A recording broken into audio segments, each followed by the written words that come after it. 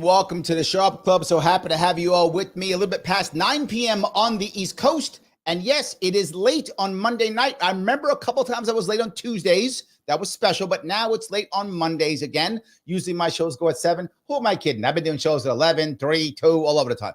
I'm supposed to be doing my show at 7, and Mike gets mad at me when I don't stay up to speed at 7 o'clock, but I'm belligerent, so I just ignore him. And tonight I got to stay up late.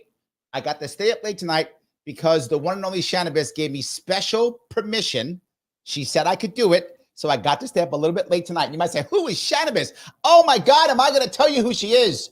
Right now, we have a very special show. Tonight, we're talking about what is actually going to affect us. What issues are going to really affect the election coming up here in 2024? Not just what they're talking about, but what's real. Or maybe what they're talking about, who knows? And I have a star-studded panel with me. First, I want to bring on an activist who actually started a PAC. Can you believe that? She did for Kennedy and for cannabis. Kind of odd, but she was given permission. The woman herself, Shanna Venus. How are you? I am so good. Thank you so much for having me, Larry.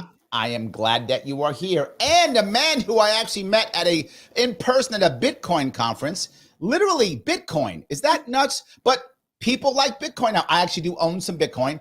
True story. I was introduced to Bitcoin when it was $200 a Bitcoin. And I said, you people are crazy. This will never work. Boy, do I regret that. But Sean, maybe he's going to give me some insight. The man himself, he is also someone who has been, he's a creator of some crazy website. He'll tell me, I don't know what it is. It is Sean Kennedy. How are you, sir? Hey, Larry, great to be here. Shanna Venus, good to see you too. It's awesome to be here tonight. And yes, I heard about Bitcoin when it was like $200 too. And I also thought they were crazy. Yep. Yeah. Anyway. Okay. So you share my pain. Thank you. You share my pain. Absolutely. And of course, our returning champion, the man who we have seen many times, and the man who always has something interesting to say, even when I disagree, doesn't matter, but I still love him. The man himself, Michael Vass. How are you, sir? Hey, my brother. Hello, everyone in the panel and all of you guys in the chat. Love seeing the chat active. We're going to have some fun tonight. I know we are. And for those of you who want to follow the people, you can. All the descriptions are in the show description on both YouTube and Facebook, or just follow them on X if you want to. You can follow them right there. Shanna Venus X, a.k.a. MacGyver, and MV Consult. So any of those you want to check out, please do so. Here is where I want to start, guys. I want to start with the idea that I think you hear every single time the same thing every year. It's the economy, stupid. You always hear that. That's what they always go, it doesn't matter what's going on overseas. Doesn't matter what's happening at the border. Doesn't matter what's happening. You always hear that saying, it's the economy, stupid.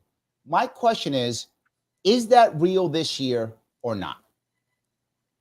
Yeah. It is. Always, okay. It's always real. It's always real. Okay, so is it the number one or is something else number one? Because I'm not hearing that as much. What I'm hearing is two separate things. I'm hearing inflation and people not connecting inflation to the economy. They're not connecting it, right? They're thinking it's two separate things. Or I'm hearing it's the big, like the right is going to push the border or the left is going to push abortion. Okay. Well, I feel as though, yes, the inflation has to do with it, but at the same token, we do live in a society that is very low on financial literacy.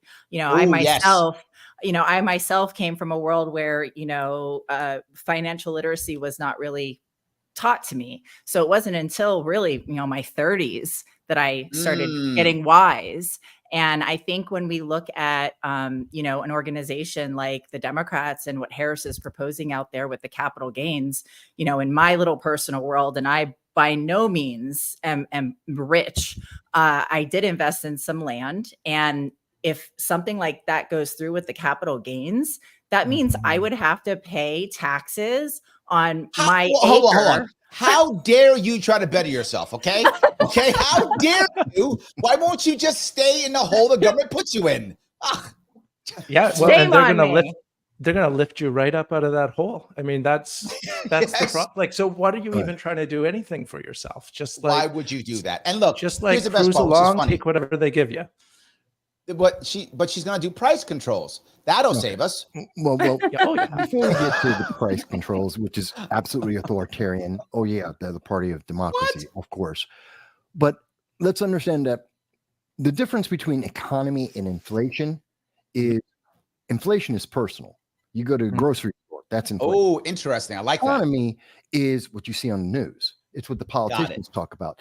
And that's the disconnect most people have, because they don't think, oh, wait a minute, my 401k is invested in the stock market, which means when the stock market and the economy are being hit, it's hitting my pocket, because we don't see that direct connection, most people, because our schools are so busy indoctrinating, they aren't Also true. educating. And that's why people don't have that financial knowledge unless they go through something in life, buy land, buy stocks, Exactly. Bitcoin, whatever the investment may be, or the process they go through, which is why so Yeah. many kids are in debt right now, because they don't Yes. know what they're doing.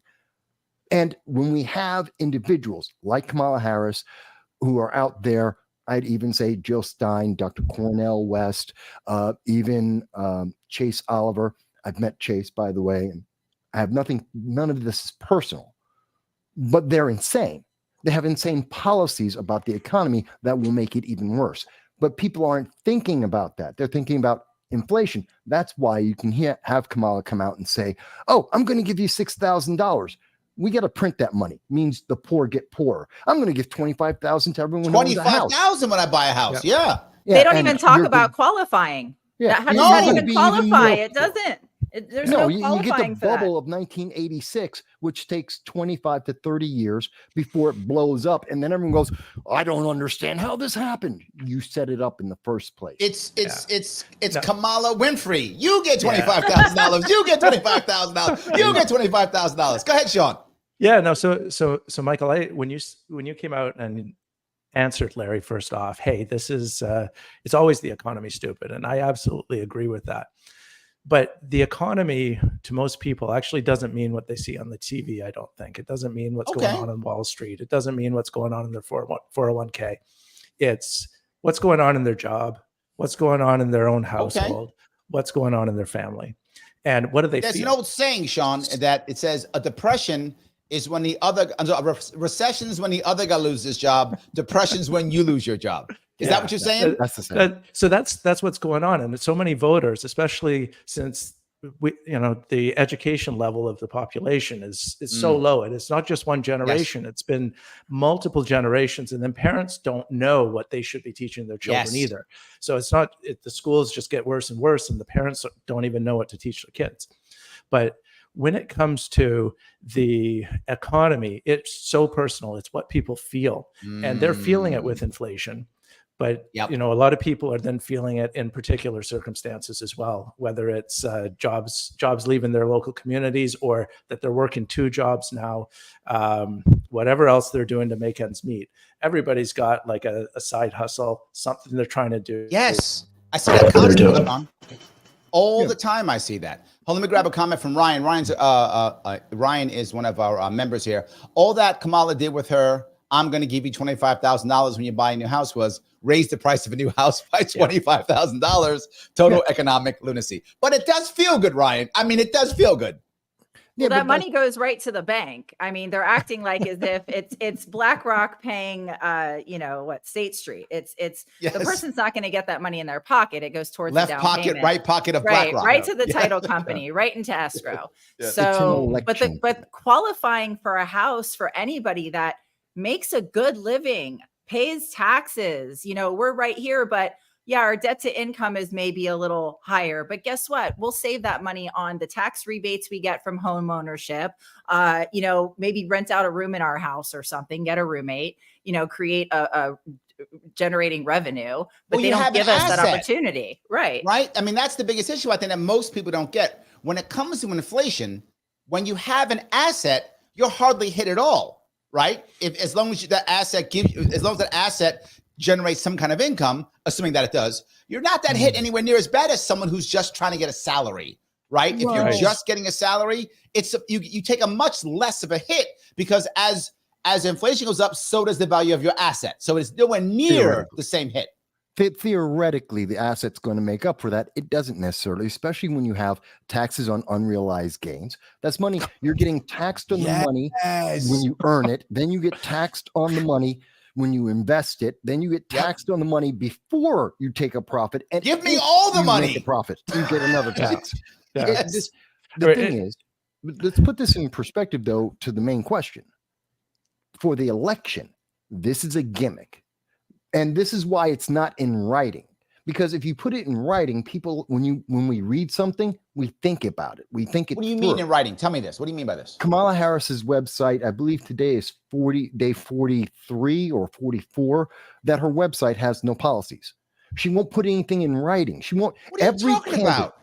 Well, Larry, freedom and joy. Are you not? Did you not hear? Are you not entertained, Mike? Freedom and joy. No, and that's it. Here's the thing.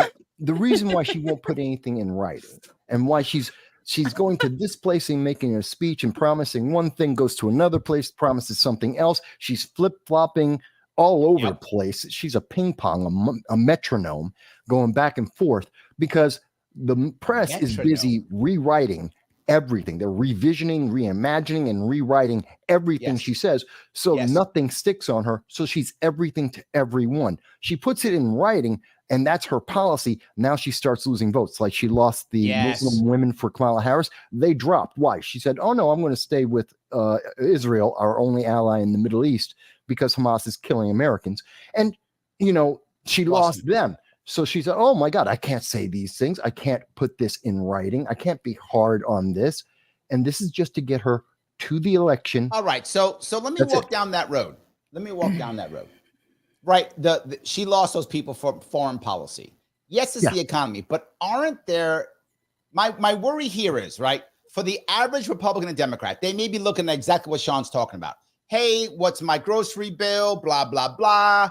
But isn't there going to be a level of people that simply say, no, I care about my issue? To your perfect example, Michael, when it comes to Gaza and Israel, that war, there are people who are like, that is it. That's it. There's not that. Where you stand on that is everything, right? There are people who believe that. Isn't that group of people who might be enough to swing it one way or the other? No. And first of all, it's not Gaza, it's Hamas. It's a government versus a government. It's not a location versus a government. That's not it. It's Hamas, which is a terrorist organization. I don't care if anyone else likes that. That's the truth. Now, going beyond that, yes, there are people who vote based on issues. There always have been. And there is always single issue voters, single issue candidates. That's true. But is this the year that will be enough to swap it? Because you don't need a majority this year. All I need is a certain percent in certain states. That is my point. I think the issues that we have here locally are more important, and her colleagues in states down ballot are showing her policies in places like California.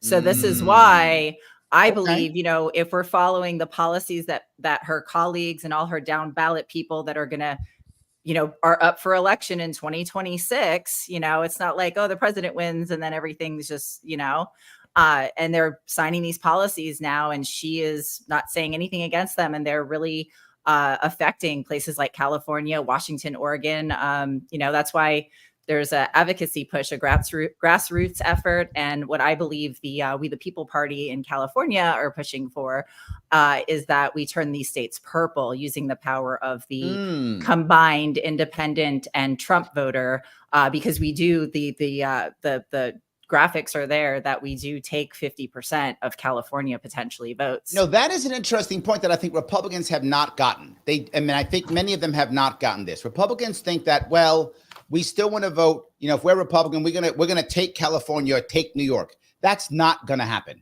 But if you take Republicans and then independents, you could not New York, but in certain states, you could actually outgun them. New York Democrats outgun both of them. But in states like California, you're right. If you add independents and Republicans, they outgun Democrats. So you could, instead of winning the state, you take the state away from Harris, which in the long run is still a benefit. If Harris loses California, no matter what she does, she can't win the election. It is about that's a fatal flaw. She cannot win the election without California. Trump can win the election and did win the election in 2016 without California. Trump doesn't require California. Harris does. I think it's a very valid point. Well, we actually have a plan. I'm hosting a space tomorrow morning at 10 a.m.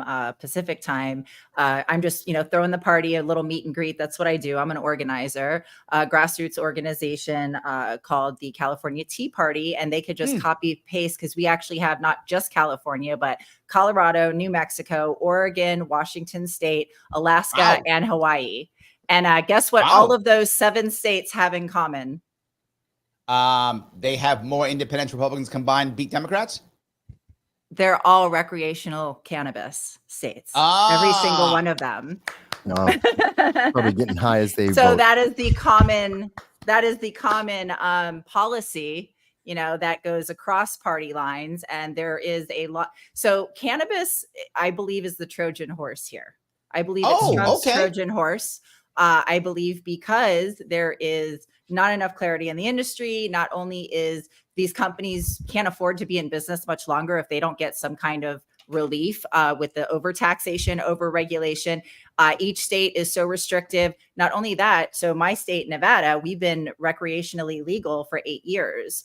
A big portion of that money that's being collected between 20 and 30% in taxes in some states was supposed to go to our schools. Well, that money's sitting in a coffer and has never been spent. So you have a ton of states with no oversight doing things like this. And, Nevada here is the best when it comes to the testing standards, the testing regulation for the product.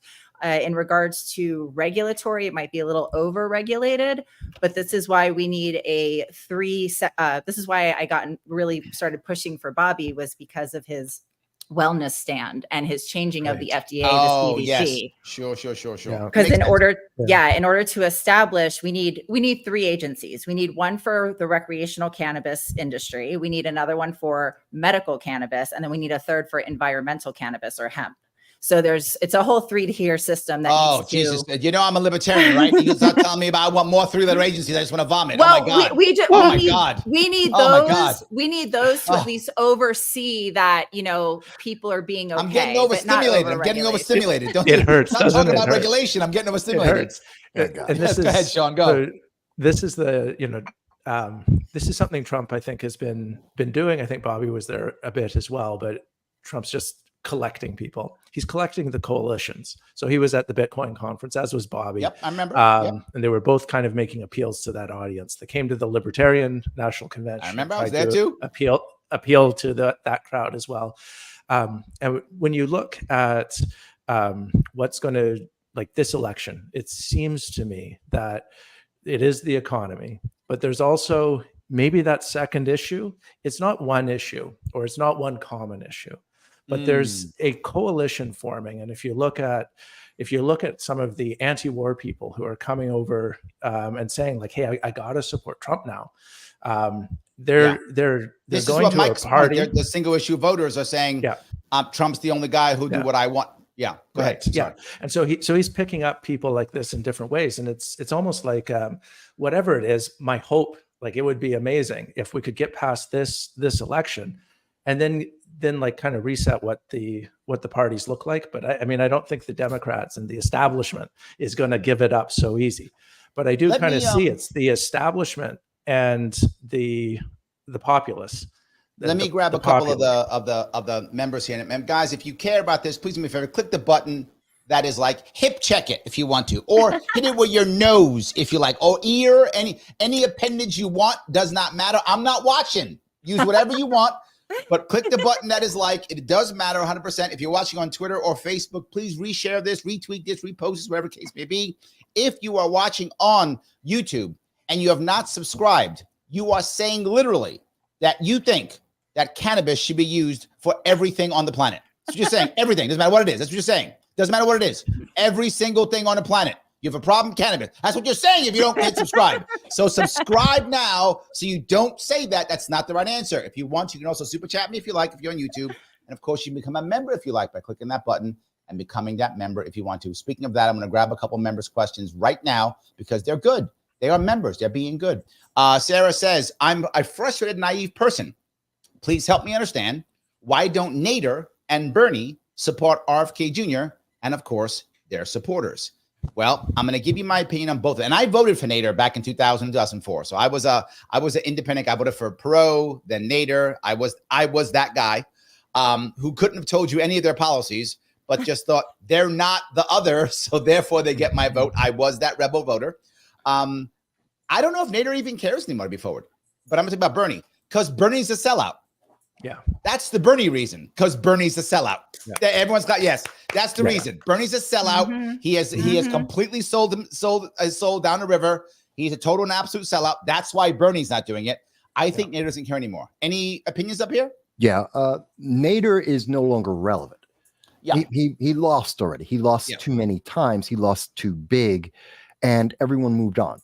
And so he's no longer relevant. Bernie basically picked up after Perot, after Nader. Bernie was that next kind of outside guy, except there was a bigger, better outside politician, and that was called Trump. And so he couldn't keep up. He sold out to make sure that the Democrats would have power, and Bernie picked up 2 houses along the way. Gee, what a nice bonus for him. You ever notice so many Democrats who are into socialism are multimillionaires that don't live anywhere? I have noticed that. Yeah, I have. And have you noticed how Bernie went from it's the millionaires to it's the billionaires? That's right. Yes. He became a millionaire. They weren't problems anymore. Yes. Yeah. But if that guy lives for 20 more years, it'd be the trillionaires. The trillionaires are bad. He'll say that if he lives for 20 more years. Man, if we have bad inflation, though, we'll be in bad shape. It's inflation, yes. Because of inflation, he'll be trillionaires. Absolutely. I'll add Andrew Yang and Marianna Williamson to that list. I was trying to get them to support Bobby months ago, and they did have an opportunity. But none of them said anything, did anything. I was actually very disappointed. I made some comments. Well, that's because Andrew Yang is out of his mind with his modern monetary theory. So he's lost. And Marianne Williamson's hugging a crystal somewhere. But what I think is insulting people, Mike. I happen to know both of those people. I don't know both of them. I'm not saying they're not nice people. Okay, let me rephrase this. That's their political outlook. I don't know them personally. They may be wonderful human beings. I spoke to Yang last week. Like, I know him. So yeah, he lives in the I supported him. I primaried for him. Here we go. Politically, I mean this when I say. Let me be clear. Sometimes when I'm saying these things, I know they come out very harsh. Sometimes I speak authoritatively, but I'm talking about them politically. I don't know these people individually. I don't talk about their personal lives. I wouldn't do that. This is their political outlook to me. But I think one of the things that's very important is one of the big reasons why we're also not seeing Nader in and why we saw Bernie back out. It's something going back to what you were talking about, Shanna, is it's about the down ballot. To be absolutely honest with everyone, and it's something that really isn't spoken about in the rah-rah, all hands on deck. We have Kamala Harris is the Ray Palpatine of the 2024 election. I am the Senate. The real thing is that they're worried about the down ballot. She's going to lose. They know that. I mean, there is the Hail Mary. She could possibly pull it off. That's not what they're counting on. This is a winnable race now. Congress. But it's funny you said that. To be clear, before it was Harris, when it was Biden, they were scared. Obviously, they were all talking about that. You're totally right, Mike. When it was Biden, they were like, "Well, how do we at least keep the Senate? Like, how do we keep the House? What do we do?" But I'm telling you, now that Empress Harris is on board, this is a winnable race. Did you say how much money she raised? No. Wait. They're underestimating who they pissed off with the whole Kennedy situation. No, they're very much underestimating the people that are now anti-DNC versus anti-Trump. Look, she got $350 million at least. That was all coming from Biden's money that he raised because he was the one on the primary. He was the one that was being pushed until everyone wound up realizing he's a zombie part-time president, and they threw him under a bus. And because she was on the ballot, she was name attached. She was able to, in the fundraising, she was able to take all the money. That's why they needed her. She's the checkbox DEI candidate, and her name was on the money So that's why they put her in place. Now she has. Now you're an istorophobe now, Mike. Of course I am. You just hit the list. You're now an istorophobe. You know what? When The you tell the DEI, truth, when you tell the truth, you wind up being an ist and a phobe compared to the left, because Yes. everyone is. But the reality is, she wasn't the best. That's why he had to put in the limitations of her being a black female Democrat, and being a progressive was a bonus for him. She's not the best. She's just the right check boxes. And she came in, no one liked her. She had the lowest rating as a vice president. But here's the thing.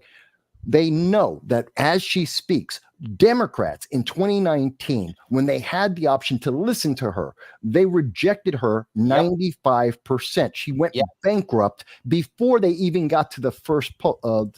I remember primary. she had to bail. She's a failure because Absolutely. no one likes. She has horrible policies. She's a horrible person. Okay, she doesn't have any policies, so that's incorrect there. That one was wrong. She has no policies. She doesn't have any. There you go. That's the thing. Yes. She's Well, I just think to get the voters in.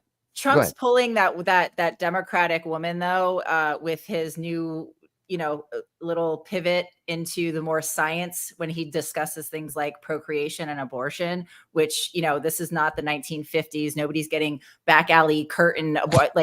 We have IVF, we have so much science. And at this point if we don't do something about our food and all of, there's 1 in 28 children being born in California right now with autism. In one more generation, there's going to be people that cannot run a country. Like, what are we have to invest in creating wanted children. And, we need a generation of wanted children. So I think, the conversation of that, it has to drastically change. And he does get a high five from me. Thank you, Mr. I'm not Trump. sure that women see that in Trump, though. I feel like women don't see that in Trump at all. I think women see that in RFK Jr. What I see in women, and I know a lot of left-leaning women, a lot of them, and they really do not like Trump. Well, he has just he has just said that. He has just come out and said these things. So now I think any woman that's like, women's rights, and that's somehow keeping her over here. Yep. I think she might be like, you know what? My entire life, this has been a debate, an argument. It's but I not don't think go it's away. Trump is my point. I think I'm going to go back to what Sean said. Sean saying how he's collecting people. I think women in America, but specifically in New York and California, they have a visceral hatred of him, and they don't care what his policy. I've literally done this. I've been out and told someone one of Trump's policies. They go, "That's good policy." I go, "What's Trump? I hate it." It doesn't matter because it's him. Like there's a visceral hatred of him. But now you're when in you bring deep state someone, New York. Deep state New York is like that. I'm in 100%. Nevada, which is more of a swing state, and there's definitely people that get more curious. Okay. And that's what I think it is. I think I've lost friends that are just so in the DNC matrix. That's all they consume. That's all they watch. That's why X is so important, because it's a bringing together of different minds. You can't just sit there and be told the same thing over and over. So I get that. But I think women are more concerned with their household right now and the economy and their income. Because, at the end of the day, they can just, decide to be more celibate. They can make those decisions. This comment from Nancy. I mean, this is a perfect comment from Nancy. She says, "I'm a never Trumper," which many women I know are, but he's greatly improved after being shot. Is it me? And I think this is my view. Agreed. And I'm not sure. I don't know Trump. I never met him. I did mean like 30 years ago, but I've never met him as this at all. I've never met him in that regard. But I feel like right after he got shot, he reached out to Bobby Kennedy Jr. twice. I think that may have changed him. I think you might be right. You might be on something, Shanna. That may have changed him. I'd be like, you know what? Let me pick that call, whatever. Yeah, but Mike, you love Trump already. You don't count. No. Yeah, I so don't you love don't count. Trump. Yes, no, yes, you do. Wait a minute. Stop. No. Everyone always presumes that just because I will vote for him and just because he's the best candidate that we have is not that I love him. He's the most effective candidate. He's the most effective candidate in the race, period. Stop. That's just the reality. Now, let me explain. It isn't that Trump changed. America changed. And as much as, and this is why the Democrats memory hold the assassination attempt on him, and because they had spent 8 years training everyone every day that Trump is the devil every single day. And when when we had this assassination, everyone in America, any Attempt. president, any foreign That's an president, when attempt. they get assassinated, we suddenly go, wait a minute, something is wrong. That's still in the back of everyone's head, even as they try to move past it and to not let people think about that because they would lose and they want to fortify the election. But the reality is we suddenly took a different look at him and said, wait a minute, why are they trying to kill him? Maybe we've gone too far. Maybe he's not the devil incarnate. Maybe his policies might actually make sense, which is why they want to memory hold this. They don't want people to think about that because they want the fear. Okay. They want the fear. So That's how let me get Sean in here. true. Sean's been kind of quiet. Sean, go ahead. Yeah, thanks, Larry. It is true that there's been a change in perception of Trump. I think since the shooting, and getting that out of the news was a real attempt to distract people from that. But that did happen.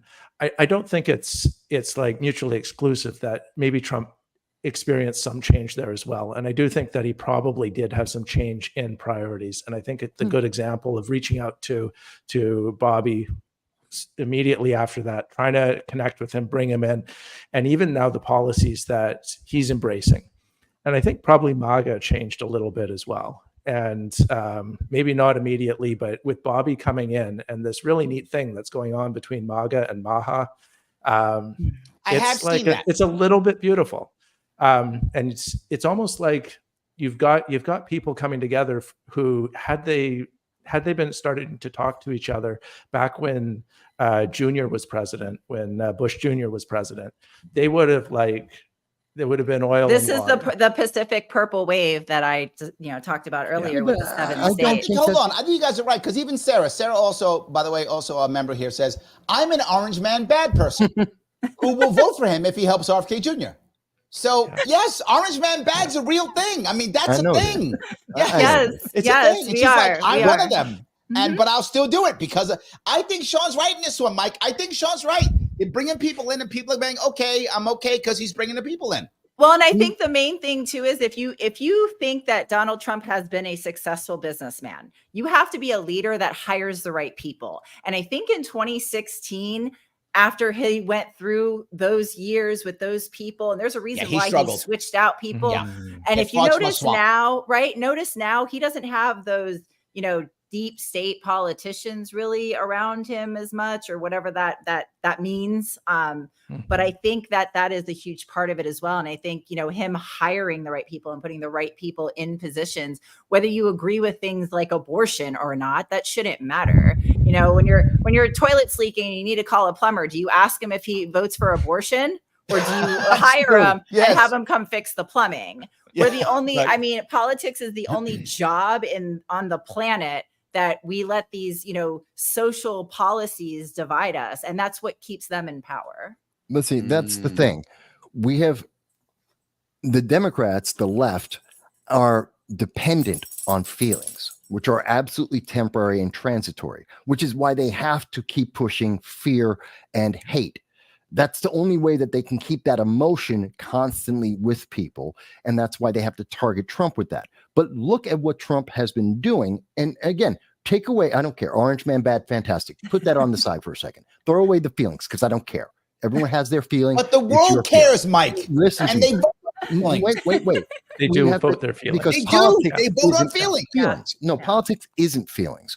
Politics yes, it is. It's literally feelings. No, it's literally feelings. No, it's not. That's what we've been told and trained through the media, through advertising. That's not Which means politics. That's probably how people vote now. Yes, because they have been retrained. That's not politics. They're not the same thing. And that's why we're screwed up. That's why we have $35.2 trillion in debt. That's why we're involved in 2 wars, one declared, one declared proxy, and one an undeclared one in the Red Sea. That's why we have the world militarizing, because we're trained to work off of emotion. But politics aren't emotions. Politics is policies and the effectiveness or ineffectiveness of that. And we need to refocus on that. And Trump did realize that after his first term. And what have we seen before he got RFK in? Trump was going to the public. He went to Bitcoin before there was RFK. Mhm. He went to the Libertarians before there was RFK. He went to RFK not because he got shot, but because he's been going to the public and saying, hey, stop with the emotions. It's not about Orange Man bad, fear and hate. It's about what makes America better. The whole idea of MAGA, Make America Great, and his America First policies, which actually are policies that back in the 80s were absolutely the norm, is the fact that he's saying we have to talk to people, even if we don't agree with them, and get them back onto, is it effective? Is it efficient? Will this help America? And that includes health. That includes our international policy. I'm gonna show you a couple things here. I got a couple comments I think are. Agent Black is on your side. Agent Black says voting by feelings has killed the U.S. So he's on your side. And he's out of the UK. He's taking a risk saying that because the UK censored. Oh yeah, he might go to jail. That's fine. Okay, so let's call him Agent Gray. Yeah, maybe I could safer. So Noah Clark says, Larry, 95% of people vote based on their emotions. Thank you, because Noah says it. I'm now right. That's how that works. Yes, that's the rule. Yes. That doesn't mean it's a good thing. No, it's a terrible based on emotions. That's not and good. Those two comments fit it together. No, it's ruined America, and it's what 95% of the people do. And what Michael was saying as well, it's not what politics actually is. The Democrats and the machine that exists there, they get people to vote on their emotions, but they are hugely Machiavellian and pragmatic in terms of implementing and getting whatever they want for the shadowy folks who actually benefit from everything going on, what they want to have happen. So this is, there's a real politique that is part of the real world, and it's obscured by this democratic veneer of people voting on their emotions as well. So it's like, I wonder if our audience is like the country, because Peace Logic says, Larry, I didn't consider Trump until I saw what happened with RFK. I'm concerned about nuclear war, censorship, the border. I don't like Trump, but I'm forced to consider him. I mean, is this just happen to be this group of people who are watching and listening? No. Or is the country actually starting to go, all right, Orange Man's bad, but is that actually happening? In 2020, there was no but. It was Orange Man bad. There was no but. Is there a but now? I think there completely is a but. But our groceries are so high. But what have you done for the last 4 years? But why can't I buy a house and I make a good living? Those buts people care more about than I think. Yes, you're right. People do things out of emotion more so than anything. But I think that's a lack of just messaging and education. And again, their matrix has entrapped them. We see the information here on X, but that doesn't translate onto Instagram or Facebook. Like you don't see this information on there. Now I do see, because I follow a lot of very natural, holistic, healthy wellness people that, will teach you how to make homemade, face scrubs, things like that. So now I'm starting to get more Kennedy. Yeah. So there is a lot of with the farming and cleaning our water and our soils. And that's a whole movement that's been around for a while. I mean, I cook a lot at home, and I actually cook out of cast iron or boil water in glass only. I don't even use Teflon because it's terrible for you. I'm the same thing. I'm all the things you just said. I do all those things too. I'm totally with you. We're not weird. We're not weird anymore. Exactly. We're becoming the norm. The stuff I've been doing. I've been on keto and organic for like over a decade. And nice. I'm not the weird one. I can say it now. Like I didn't say it 10 years ago. Like, no, I eat whatever you eat. Now I'm like, oh no, I say it. So fine. I think you're completely correct. Yes. See guys, but this is what I mean. You can only push the same emotion for so long, and reality, the things that are affecting you, the things that are moving, that are involved in every aspect of your life, regardless of your feeling, is always there. And at some point, when that gets bad enough, because it hasn't been tended to, you've been so enraptured in this emotion, constantly going back to anger and fear. You're not taking care of your house. You're not taking care of your bills. And they're making policies that make that impossible. And they're walling you off with the censorship that we have seen. Google's a monopoly. We know that. They told us in January they're censoring. They're not the only one. We just heard from Zuckerberg, Facebook. No, right here. Dude, you know me. You know this, Mike. I have to stream this on 8 platforms because I get so shadow banned. I'm not joking, guys. This goes off on 8 different platforms because I got shadow banned so bad back in 2020 when all I did was say I didn't like the mandates. I didn't even say anything about the jab. I didn't even go there. I just went mandate bad.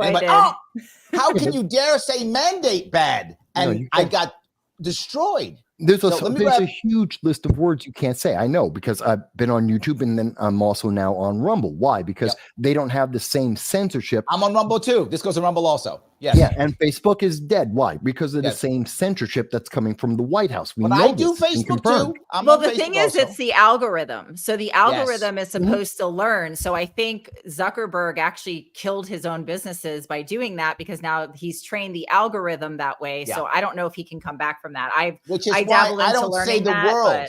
I don't say the word algorithm. I say Mr. Rhythm, first name Al, middle name Gore. Al Gore. Rhythm, Mr. Rhythm.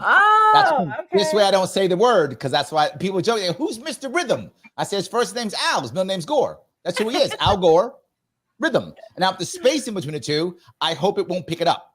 That's why I say it with the space in between the two. So yes. Anyway, it's all of this censorship. I want to grab his comments real fast. Guys, the people are seeing this, and there's back and forth here. Grace says, Orange Mad may be bad, but Kamala and Tim, idiots. So I think there's the butt piece, right? I think it's a butt piece. However, now it goes back and forth with Trump, right? This is Raza. Raza says Trump is very pervy. I guess it's pervy. And no, he's not changed. He's using his near-death experience to fool you all.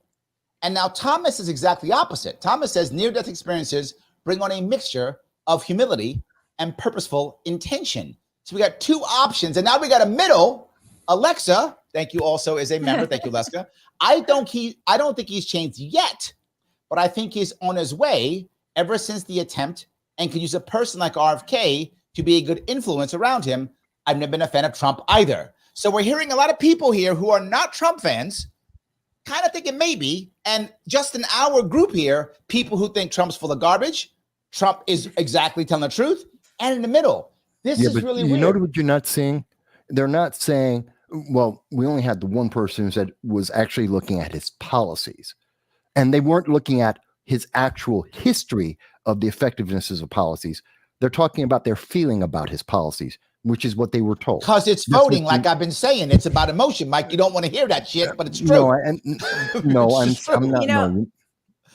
Musk. Sean was nodding his head yes, though. Sean, you were nodding your head yes. Why were you nodding your head yes?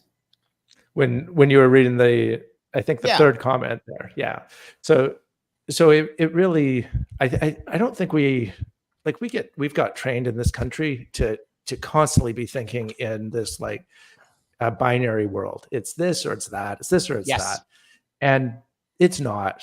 It's complex. We can't really see all the things that feed into anything. And Trump is he's always done some things well. There's been an experience, almost dying. That's an experience. It's a human experience, and he's going through that. And I think there's a lot of hope that I have about what might be a second Trump administration. And it's not so much on him maybe being changed or things that he's saying different, but it's the people that are around him to influence him and who he's listening to now. My worry is he gets rid of them, right? This is my worry is he does the same he did with Scaramucci and with John Bolton. My worry is he goes, I love you guys today. Oh, I've won now? Psh, get out. And all of a sudden he starts insulting Harris. I'm not Harris. He's insulting RFK. He starts insulting, Tulsi Gabbard. He starts insulting him and Elon Musk and throwing them all out. That's what he did in 2016. I'm scared he does it again. Well, but he did that in 2016, I think, because of what we talked about before. And he even mentioned in that interview he did not too long ago that he was recommended to hire people and he had got a bad recommendation. Trump actually showed humility. But even before that, when Nicole Shanahan came out and did her interview that basically, told everybody that they were going to be, bowing down or standing down, that when I heard the Trump interview with Elon Musk, what brought me over the, part of thinking that might happen is when Elon Musk, he said to Trump, he said, the media was really bad to you in 2016. They've been really bad to you for, 8 years, whatever it is. He goes, but you never censored them. Mm-hmm. And that was a light bulb that went off to me, was like, you know what? What do you mean by that?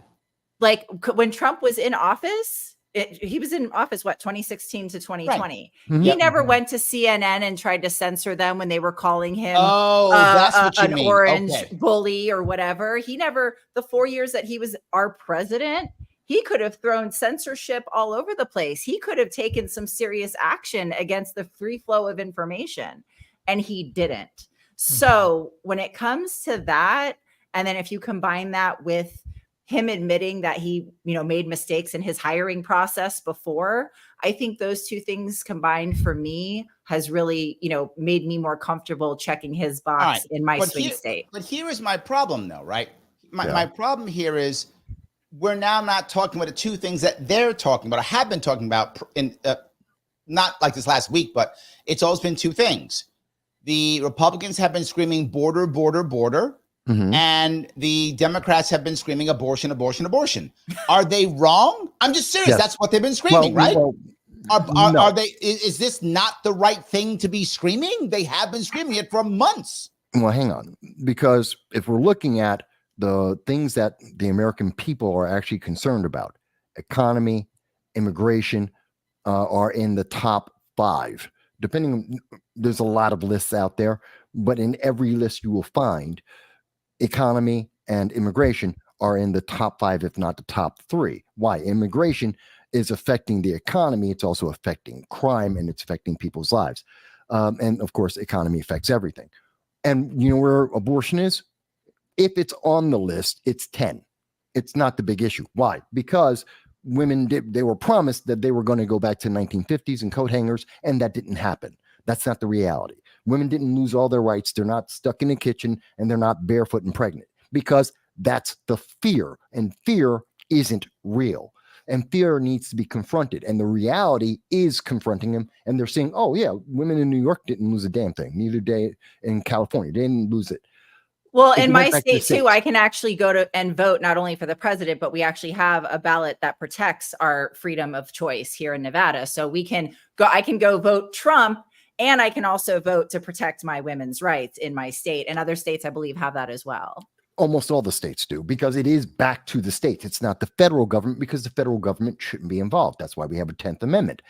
And we're seeing more and more of that. And the thing is, this election is, the Democrats want it to be an election about feelings, representation, ist and phobe. You have to accept Kamala because she's a woman, and she's a woman of color. She might be African-American. She is black. Oh, stop. She's super black now. Stop. She's the blackest woman that ever was. Okay. In America. She's Pam Grier. She is the blackest woman there ever. And some of you people who aren't old enough and aren't black don't know who Pam Grier was. But Pam Grier was like the woman of the 70s. She was a star with an afro. Blaxploitation. Blaxploitation. She was the queen of that. So and literally, she was fantastic. But and you know she what was Pam fantastic Grier, also. Yes. Yeah, but you know who Pam is? Pam Grier is a black American woman. She's an African American. And Kamala isn't. She's black, yes. African American, no. The black community knows that. That's not well conveyed through the rest of the media, because they don't want it to be. Because the progressives who vote based on intersectionality have to see her as black equals African American. It doesn't. Go and ask someone from Angola who's in America if they're African American. They're not, but they are black. There's a big difference. And no, I'm with that's you. The difference. I'm not fighting. Now, but the thing is, we're the Democrats want this election to be based on those things, and everyone else, the Libertarians, the conservatives, the Republicans, and more importantly, the 45% of America that's in the middle, want issues to be resolved. Whatever your issue might be, it could be health care. So let me go back to that, Mike. Is it then abortion and border then, right? And this is what I'm asking. I'm not saying you're wrong in anything you said. All I'm saying is, if I'm the Democratic Party right now, I'm talking about And you hear it, you see it. Trump is gonna ban abortion across the entire country. They've said this more than once. He's gonna take away all the women's rights. And you think they say it, but I'm telling you, people hear it. And of course, the Republicans are saying Kamala's gonna open the border and everyone's gonna come over, and they're all saying it. So they've always are they making a mistake? Let me ask you, Shanna, you're in Nevada. You're in a swing state. I'm not. You're in a swing state. Are Democrats hearing this? Are Republicans hearing that? Well, I did a lot of ballot collection for Bobby in the very beginning. Before I created the PAC, I volunteered with the local campaign, and I realized how, money moves or lack thereof. And so I, if I wanted to bring coffee and donuts to a senior community to get that paid for was going to be difficult. So I created a PAC with just 2 small local donors that, were maxed out in the campaign. So when I went and did the ballot collection, one of the events that I did was back in February for the Martin Luther King parade. So I was down there, and basically the older Black men, because they remembered Bobby's father and his uncle, they were like, I had some really good conversations. Like they were, like the Black Panther vibe, and they were eager to sign it and everything. The young Black men were like, no, I'm voting for Trump. Only one single person. It was an older white lady that I went up to, and I said, yeah. She goes, that guy's crazy. Yes. Look, Wendy just says this. Wendy says, every female around me is talking about it. See, the conversation's out there, Mike. They're hearing it. You know why? Because it's been the same conversation for the last 50 years. Every single election, whether it's a midterm, whether it's presidential, or even but because we're over it. Stay out of our bodies. We're over it. Are we over it? Women are over it. Stay out of our bodies. Like that's. I think that's the consensus. Well, talk to the Democrats about that, because they're the ones who say you got to get a jab, even if you're a pregnant woman with an experimental drug. The same people that say, "Oh, it's your body, you get a choice," are also saying you're mandated to get these things. So there's a disconnect here that no one wants to talk about, because it's about that temporary emotion. Oh, but it's abortion. It's Republicans are anti-abortion. They're evil. They're bad. Orange man bad. Anti-MAGA. Again, it's that emotion. Stop and think for a second, and suddenly you get a different answer. He says not in Iowa. A state constitutional amendment to outlaw abortion in Iowa is stuck in Republican-controlled state legislature. Obviously, they are afraid it will fail like it did in Kansas. This, to me, is brilliant for Democrats. They should put abortion on the ballot all the time, because it will remind women and go, oh, see what those guys have been telling me. Oh, they're right. No, but it has been on the ballot. It has been on the ballot, and Democrats have lost in several states repeatedly. Democrats have lost? What are you talking about? Yes. No, they haven't. Should have. Where have Democrats lost? In the Midwest, we're talking about Kansas. No, Democrats win. Democrats won in Kansas, and it's a red state. No. What they wanted, late term abortion, all abortions. No, they got restrictions. There are several. No. Mississippi was another one. Kansas literally put on was it Kansas? I think it was Oklahoma. I think it was Kansas. They put on a state. It was a ban, and it failed. No, not the total ban. Not the total ban. Right. Because you go for the extreme to get the thing you actually want. But this goes with the whole conversation changing, which I think Trump is doing brilliantly right now. And that's changing the conversation into providing things like IVF and actually having the conversation of creating wanted children versus forcing people to keep unwanted children. Then you're walking, people don't think about what happens after the pregnancy and the parenting phase and raising phase. I chose not to be a parent. That's a very, very hard job. And you know what? I do have a little bone to pick with JD Vance, because, he did say I'm that cat woman. I'm actually a dog mom. However, I prefer dog moms, by the way. If that makes me biased, I don't care. I do prefer dog moms. I do. I chose not to take on that very important job because I didn't want that to be my career. I like to do other things. But anyway, I think this leaves open a door for conversation when it comes to things like taxes. because I agree with him in the sense of I should not make any decisions regarding how you raise your children. I support you in whatever decisions you make. I think that the education system is broken. I want to pay parents to actually raise the children, give the money to the parents, let them have community education, whatever they want to do. Not my decision. However, because I am a childless woman, I get zero tax benefits. I pay into everything. I help everybody. So when I turn 65 or 60, if I could get some benefits back that or some kind of trade-off that would go into like the robot that can help take care of me because I don't have children to guilt into taking care of me when I'm a senior, because let's be honest, that's kind of an expectation of parents, as it should be. I like the robot. I want a robot too. So men have been saying the same thing for a long time for the same reason. But Sean, I cut you off, and I apologize about that. I didn't mean to cut you off. You were going to say something before. All right. So, gee, I don't know what I was going to say before, Michael. But on this, so then let me do some comic relief, if I may. Daniel says, "Don't you know this is the most important election ever?" Well, and unfortunately, it probably is, and it probably is. No, you fell for it, Sean. Larry, don't fall for it. No, but the problem is because the government is becoming bigger and bigger. It's encroaching on more and more of our life. That's so true. There's more intrusion that whoever takes control of those levers can do in our life. We need a smaller government.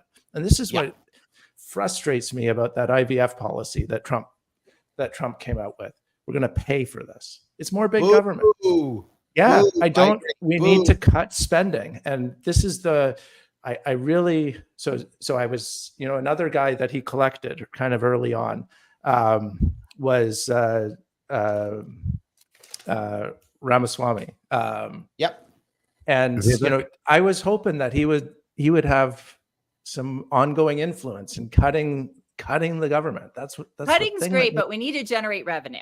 There's no revenue. Nobody talks we about have revenue. Plenty of revenue. We have $4.3 trillion every year. That's not our problem. Our problem is spending. We spend $6.8 trillion every year. Yeah, we have to cut back, but we also have to add other revenue because certain revenue is not working. The government doesn't we just need to cut our spending. It doesn't need money. That has to be smaller. It's got to be smaller. We got to grow the economy. You guys and are then nuts. Everybody can be more wealthy. Okay. Our budget is over $6 trillion, right? 6. I forgot what that is. 6 something. Yeah, 6.8. Great. And I knew you'd fucking know, Mike. I knew you would. Yeah, it's a 6 point something. Exactly. And like half of that is like Social Security, Medicaid, Medicare.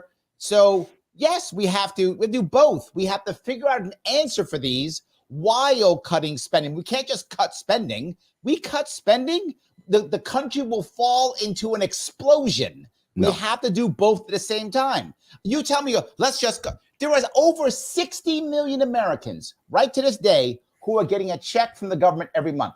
Over 60 million. We have, to your point, Sean, we've trained Americans to expect a check from the government.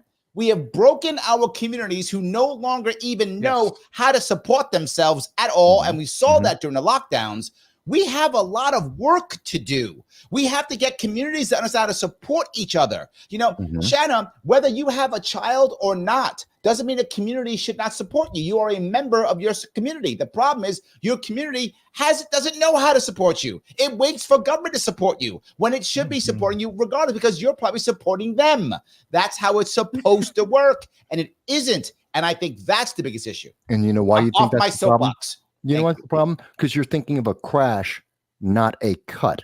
When we cut the government, when we shrink the size of the government, would I like to defund, as an example, would I like to see Trump defund the Department of Education if he gets back in? Yes, sir. Absolutely. Yes, sir. But he can't. He can't because of the reason. He can if we do stuff like federally legalize recreational cannabis and we collect all the tax money out of that. No. And then that's also why we have to separate the 3 tiers, because medical, you invest in that money goes back into our medicine, and environment, the same thing. Because the problem is now the counterfeit goods industry. Do you know CBD is 99.9% counterfeit goods? It is not properly tested. No, and you see how much of it is sold every day online. Every day. Every day. It cures everything. And this is where we do need a regulation. Whatever your problem. No, kills look. everything. Yeah. No, Mike is a conservative. He hates weed. He's wrong on this, but he does hate weed. Well, no, well, it doesn't listen, work. The theory is and the fantastic. endocannabinoid system. Do you know what the endocannabinoid system I don't is? He doesn't care about I that. do not He care. doesn't care about I that. do not care. Okay. I'm being honest, and Larry knows me. We've known each other a long time. He knows. I don't care. It's But here's part the of- thing. it's the Here's part my of the human body. thing. We always hear the wonderful home run, and I've heard it in New York State. We're going to have hemp. It's going to be the home run, change everything. No, it doesn't. We're going to legalize weed. We're going to, and it's going to bring in all the money. No, it doesn't. And we're going to go have casinos, Actually, and they're yes, going to it bring in does. all It the brings money. in a ton No, of it tax doesn't. revenue. It's a wonderful Okay, hold dream. on. Now I got to step in on this one because I literally ran for governor of New York twice, Yes, and I I know. literally have a policy for cannabis. The I know you reason do. why it fails is because government overregulates it, which is why when Shanna talked about regulation, I wanted to vomit. That's what I want to just make cannabis like a plant. That's it. The I know you same do. taxes, the same everything. It's a plant. You want to grow it in your backyard? Good for you. You want to grow it like there's already regulations on things like carrots, things like peas. You know what's organic, what's not, what's in it, what's not. Do the same thing with Yeah, cannabis. but then when you want to walk be, away. but then when you want to create a business and become a capitalist in regards to that product, then you need some form of business industry The same as regulation. carrots. So, well, right, if I want to sell exactly. carrots, I'm Exactly. a business too. So follow the same thing. Done Look, deal. You make 100%. tons of money I that way. understand. I mean, 100%. and you don't Go need ahead, the government to regulate that. This was one of the worst things that Correct. happened in organics. Was there used to be several different, there still are, but people who had certified that the food was organic food. But the FDA has come in and they have crushed Wrecked so it. much of that market Wrecked it. just because of the seal of the FDA. It's super sad. It's unnecessary. And organics was proving that we didn't need government to tell us that a product was good. And there are other examples out there as well, like the was it UL or Yes, international Underwriters Laboratory. 100%. See what I'm Okay. Yeah. Kosher. The kosher, right? There's 2 or 3 different kosher ones you got. I forgot. One's like Orthodox Union and one's something else. And there's 2 or 3 more of them if you like kosher food. And I know people who aren't Jewish but buy kosher because they like it because they think it is a higher quality food. Shanna, you know this. Yes. Yes. You're in my world with me. You and me were saying that. Yes. We know there's some people who buy kosher Yep. because it's a higher quality food. So they look for the stamp. Sean, you're exactly correct. Okay, let me bring this back though, because one Back by to the way, cannabis- in chat, cannabis the person bad. Go said ahead. I'm not, the person in chat who says I'm not cool because of my policies. It's a True. policy. It He's has right. nothing to do with me as a person, so I don't care. No, But makes you let not me go cool. on. He's right.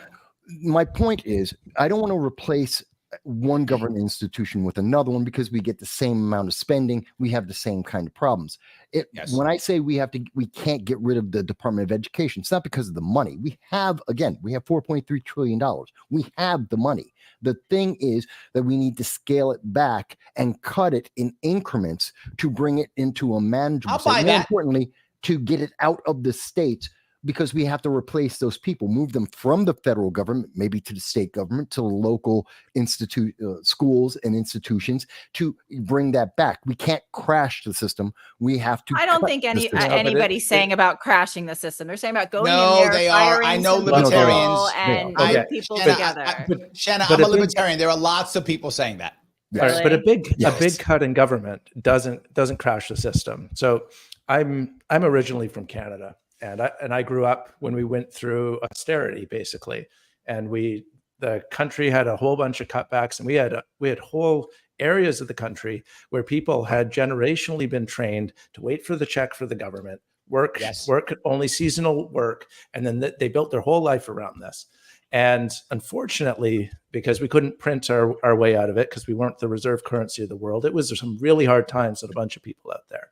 But in the end, the country did turn around, and it had some serious cuts that we had to go through. Yeah, And but you became communist. yeah, But you no, became- yeah, and it's the conservatives became a paid the dictatorship. path to the communism. Unfortunately, Oh, I in like that. Canada. See that, Mike? You're going to pave the path to communism. That's your fault. See that? So we can't just incrementally cut the Department of Education. It needs to be eliminated entirely and immediately. Told you, Shanna. Told you. It is terrible when you look at the growth in economic and spending on education. It's all going to administrators. It's not going to teachers. It's not going to services. It's going to administrators, and that's who's in the Department of Education. We don't need to transfer them to the states. We need to get rid of them. a teacher from New York, Gatto. Larry, you might have known his book, but he award-winning teacher. Unfortunately, he's passed away, and maybe somebody in the chat will remind me the name. But he has an anecdote about a survey, comparing what's going on in New York City, and counting the number of employees at the public schools in New York City, and then trying to get the same info from the Catholic schools. And so they call up on the phone. So, how many employees? And the receptionist says, "Hold on, let me take a look." And basically, she stood up and looked around the office. Just counting people. That was it. Yes. And you can deliver high quality education without a huge bureaucracy. 100%. You can My deliver kids have everything we need. My kids are going to private bureaucracy. school, everything. I have 2 kids in New York City. My kids have gone to private school, public school, and homeschooling. I completely agree. And I paid the same horrible amount of tax no matter what they were doing. So I completely agree with you 100%. Let me grab James real fast. James says, so is community like mutual aid? Also, I've heard that charities are regulated unlike mutual aid. Is it true that charities are regulated? If so, what type of regulation do they have to face? The issue you find here is they're nonprofits.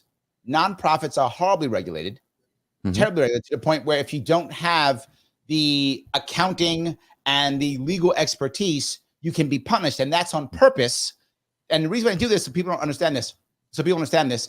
There are 2 types of charities: government funded and non-government funded. Government funded charities are just government agencies without unions. That's all they are. They're government agencies without you. They rely upon government handouts. So therefore they follow all government rules. They must do what the government says, and they wind up being an arm of the government. Mutual aid societies are not at all covered by the government. They just get money. So the strings aren't there. So what you're hearing about regulation isn't just regulation. It's also governmental rules and strings that go with the grants they get from the government. So it's 2 parts. If you ever want to help people out, make sure your charity has a donor base and not a grant writing group.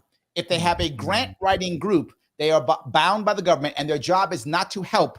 Their job is to service. Very different. Service means no one gets helped. We all just get service and you stay in the hole. Help means I have to get you out of the hole. A donor base only gives when they see results. So if you ever go to a charity that has a donor base, you go to, say, a yearly gala. I'm a part of a couple of those. You go to like a yearly gala. What happens? They show you the results. They go, here is John. He had problem X. Now he doesn't. Here's Jane. She had problem Y. Now she doesn't. They give him a nice speech. They give him an award, and you write big checks. That's how that works. If you've been there, any donor-based charity, that's how it works. But if it's not donor-based, there's never a gala because nobody cares. There's no donor base. It's just you hire more grant writers who can write for more grants to get more funds from the government. And all you worry about, you hire next people to have check boxes so you can write all the details to the government to see, I serviced people you said, I did what you said. Can I please have some more money? I'm sorry, I went long, but I have an issue with it. Clearly, I have an issue with this. Yes, so I'm sorry. It's a fair point that you make there. You know what, guys? Something that notice we've talked about abortion, education. We haven't gotten to the border yet, which is a big one, and we should. Because you're going to yell at me when I talk about the border. You're going to yell at me. Well, yes, I will. But Yes. I did it in real life. I'm going to do it here. But here's the thing I notice. In all of the things we're talking about Trump, and we're talking about the positions, and we're talking about what's the best thing for America. You know what we're not talking about? Democrats, Biden, Kamala, because they don't have anything on these things. They're not trying to benefit America, and they don't have any position on it. That's why Trump wins. That's why this is an important election, because the choice is what's going to help America on the issues that actually matter, not only in America, but around the world. And that's the We literally talked about Harris more. You making that up. You just like Trump. That's not true. We talked about Harris, about RFK Jr. No, we talked about Harris being a failure. And yes, RFK, we did talk about him independently. Yeah. Yes, he's also in it. But realistically, who's in the election? We're talking about, I understand, RFK, you want your 5%. Fantastic. I'm not upset about that. I would love my 5%, please. Yes, please. I'm not upset about that. Pacific Purple Wave. Trump. We're talking about Trump in this election. I don't mind RFK getting 5%. I want extra voices. That's why we're working together. It's great. More people speaking. We're working together because that way, like my vote's going for Trump. It's not, was not my first vote, but I'm doing that in hopes that I'm working with the partnership with MAGA, with Maha and all of that. And be able to, what is it, like forward your vote or whatever, be like, and I honestly, I put out this post with this like letter to MAGA, letting them know that this was a possibility. And I got some really good replies. And the ones that were like older than 40, living in California, conservatives, Republicans, MAGA, Trump, whatever, red, immediately commented, I'm in for this, because they know they've been living there their whole lives. They know that they have no power. So now they see, okay, this is an opportunity. That's why I love that part, right? Because what I keep telling people who are Republicans who go, we can turn the state red. And I go, you cannot turn the state red. That's a lie Republicans keep telling you. Can you turn it purple? Yes. You can turn it purple. You cannot. Mike, you live in a fantasy world, brother. There's no way you're turning California or New York red. Never. I will bet anybody any amount of money you want. It will not happen in the next 10 years. You'd have to have no way. Okay. I'm not disagreeing. Yes, with you could. That. But a MAGA can run on this independent party in 2026 also and begin true. that process. So That's over the true. coming 10 years. So this is part of, I'm voting for your guy right here and now. But if you were in a deep blue state, I didn't even, when I talked to the advocates, I said, we should just target the blue states because we're dealing with a bunch of egos. At the end of the day, we're dealing with a lot of egos, right? The second you start talking about hitting a deep red state, offense, you're going to offend somebody, I feel like. So if we're just targeting those deep blue states, the Republicans that have lived in those states for 40 years, they're ready. They're like, yeah, I fine. meet them. Well, I agree with you in that we can't have a permanent change. You can't permanently change any state overnight in one election, but you can go purple to get that long-term change. Correct. To make that. So no, I don't want to see someone just flip for an election because that doesn't mean change is happening. It means that was sadly, it means people were being emotional. And I don't think that's benefiting America. That's why we need voices, just like we're all having different voices here. And not everyone loves what I have to say. And that's perfectly fine. Not everyone agrees with me. I don't agree with everyone. That's okay, because we're in America. We're not in the United Kingdom where we don't get to have these choices, or in Canada where certain words are restricted. Had to go beat up Sean. Jail. Take that, Sean. I'm honored to have this conversation with you, Michael. No, I'm not picking on it, but I mean, that's the difference. Hold on. That's why Sarah we're says special. the right thing. Sarah, by the way, who is also a member here. And so far, I love everything I've heard Larry say about improving schools. So, Mike, I am correct no matter what. Thank you. Again, yet another one who says I am always right. That's how that works. That's how it works. It's just that simple. Guys, before you go on, if you haven't clicked the like button, if you haven't, it means that you hate cannabis. That's what that means. So you have to click the like button or you hate cannabis. Now, Mike's not going to click the like button now, but the rest of you click the like button. Just do that. It's important. If you're watching on Twitter or Facebook, please reshare this. It does matter. Please do so. If you're on YouTube and you're watching on Larry Sharpe YouTube and you haven't clicked the subscribe button, that means you hate me. And now I'm mad at you. So click the subscribe button. It's free. Just do it. If you click the notification, people will know you're happening. So awesome. If you want your chat to go to the front, you can. You can always super chat me if you are on Larry Sharpe YouTube. If you want to become a member, it puts also your chats go to the front. It is click that join button. It's $5 a month, and you can see more of me. Like, come on, I'm a handsome guy. You're gonna see more of me. So that's even better. So I want to make sure that was clear. If I can grab another one of these, if I can, hold on. The virtual tourist says $35 trillion. Mm-hmm. That's how indebted America is. No, we're gonna pay that off without tax increases. No way. Virtual tourists believes we can tax their way out of it. Inflation. That's how that gets paid off. What does that mean? Explain it to me, Sean. Well, so $35 trillion is worth a certain amount to us right now. Right. When I was growing up, $1 million was so much money that you couldn't believe. Yep. Now $1 million, my house might have just become $1 million. Like, well, I went to sleep the other night. I mean, it just when my mom, I remember seeing one of her. She showed me one of her pay stubs, right? Once when I was a kid. This is the 70s. She made $8,000 a year, and that was a livable wage in the 70s. Yeah. $8,000 a year in the 70s was actually a living wage. So I'm sorry, Charlie. So I'm bringing your point. No, my Go father ahead. went to college for $500 a semester. Yeah. At a top-ranked college. That's where he went, $500. So, this money, that $35 trillion, it's, that's not going to be a lot of money if we keep going as we're going in 20 years. And then no, that's not good for anybody. It might be at the point where, I mean, basically what Ron Paul has been saying for a long time is that we got to repudiate it. That's the only way out of it, is to say, I'm sorry, folks, we're never paying this back. We're starting over again. No, we can't do that. Hold on. I remember two comedians talking, and they're talking, it's like a podcast like this. And one of them says, you don't understand something, man. We're in trouble. He said, what? He said, we owe like China, like whatever the number was. I'm making this number up. We owe China like $6 trillion or whatever. And he goes, we owe China $6 trillion? He goes, China's in trouble. They ain't getting that back. That's what he said. And I'm laughing, and we're laughing. It was a joke, but you might be right, Sean. Yeah. China may not be getting that back.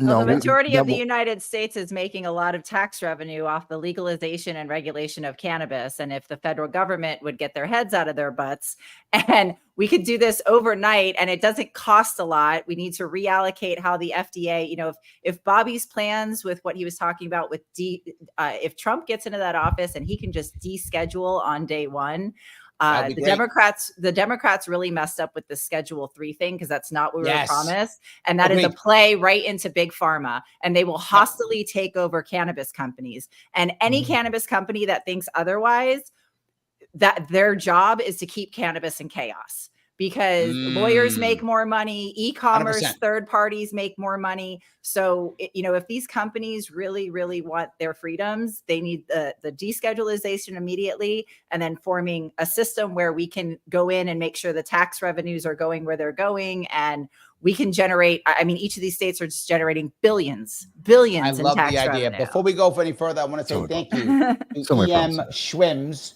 or is that EMS Wims? I'm not sure which one it is. Becoming a member. Thank you so much. I appreciate it. Whatever you like. How about EMS Wims or EMSW Hymns? I'll take all of them. All good. Thank you so much for coming aboard. I do appreciate it.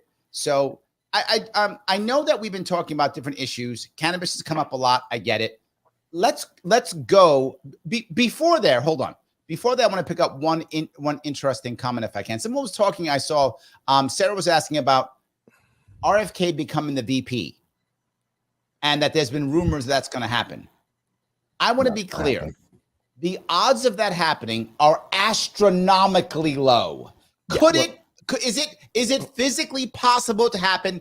Yes, it is physically possible, but I could also win the lottery today. But on top of all that, one of the reasons it's so low is that when Bobby was on the All In podcast just recently, he was talking about this, and he said Trump, when he first called him, offered him the VP position. Yep. And he said, I don't want it.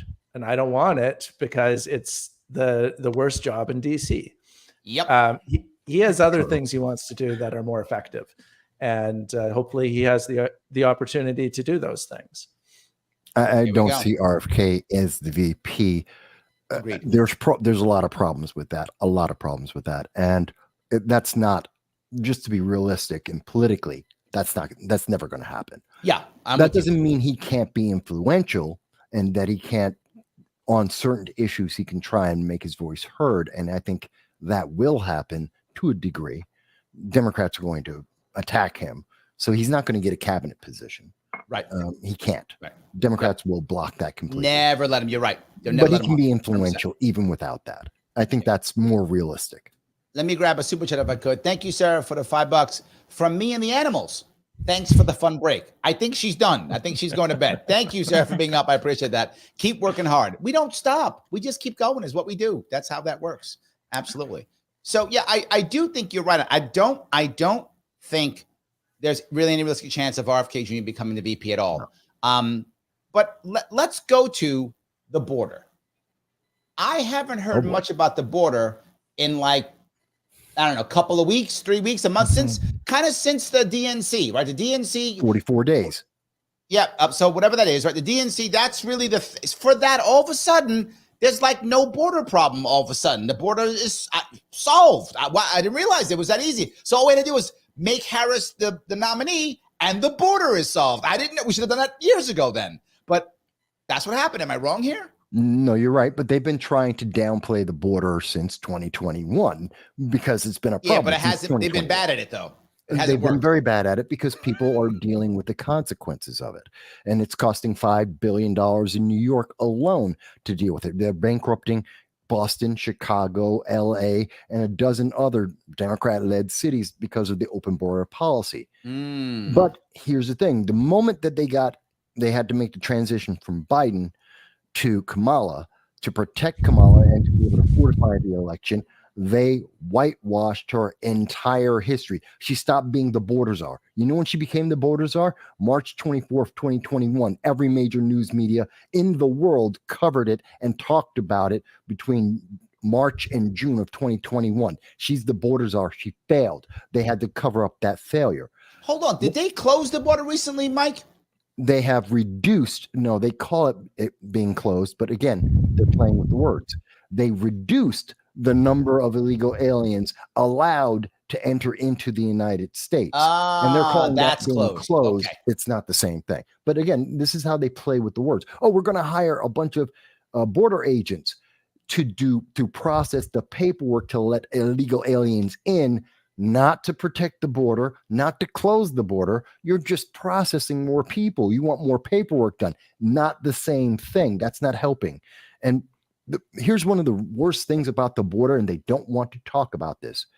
There has been a 3,400% increase of known and suspected terrorists entering the United States. We had 378 and counting known and suspected terrorists that have entered from 2021 until today that have entered into the nation. And hold on.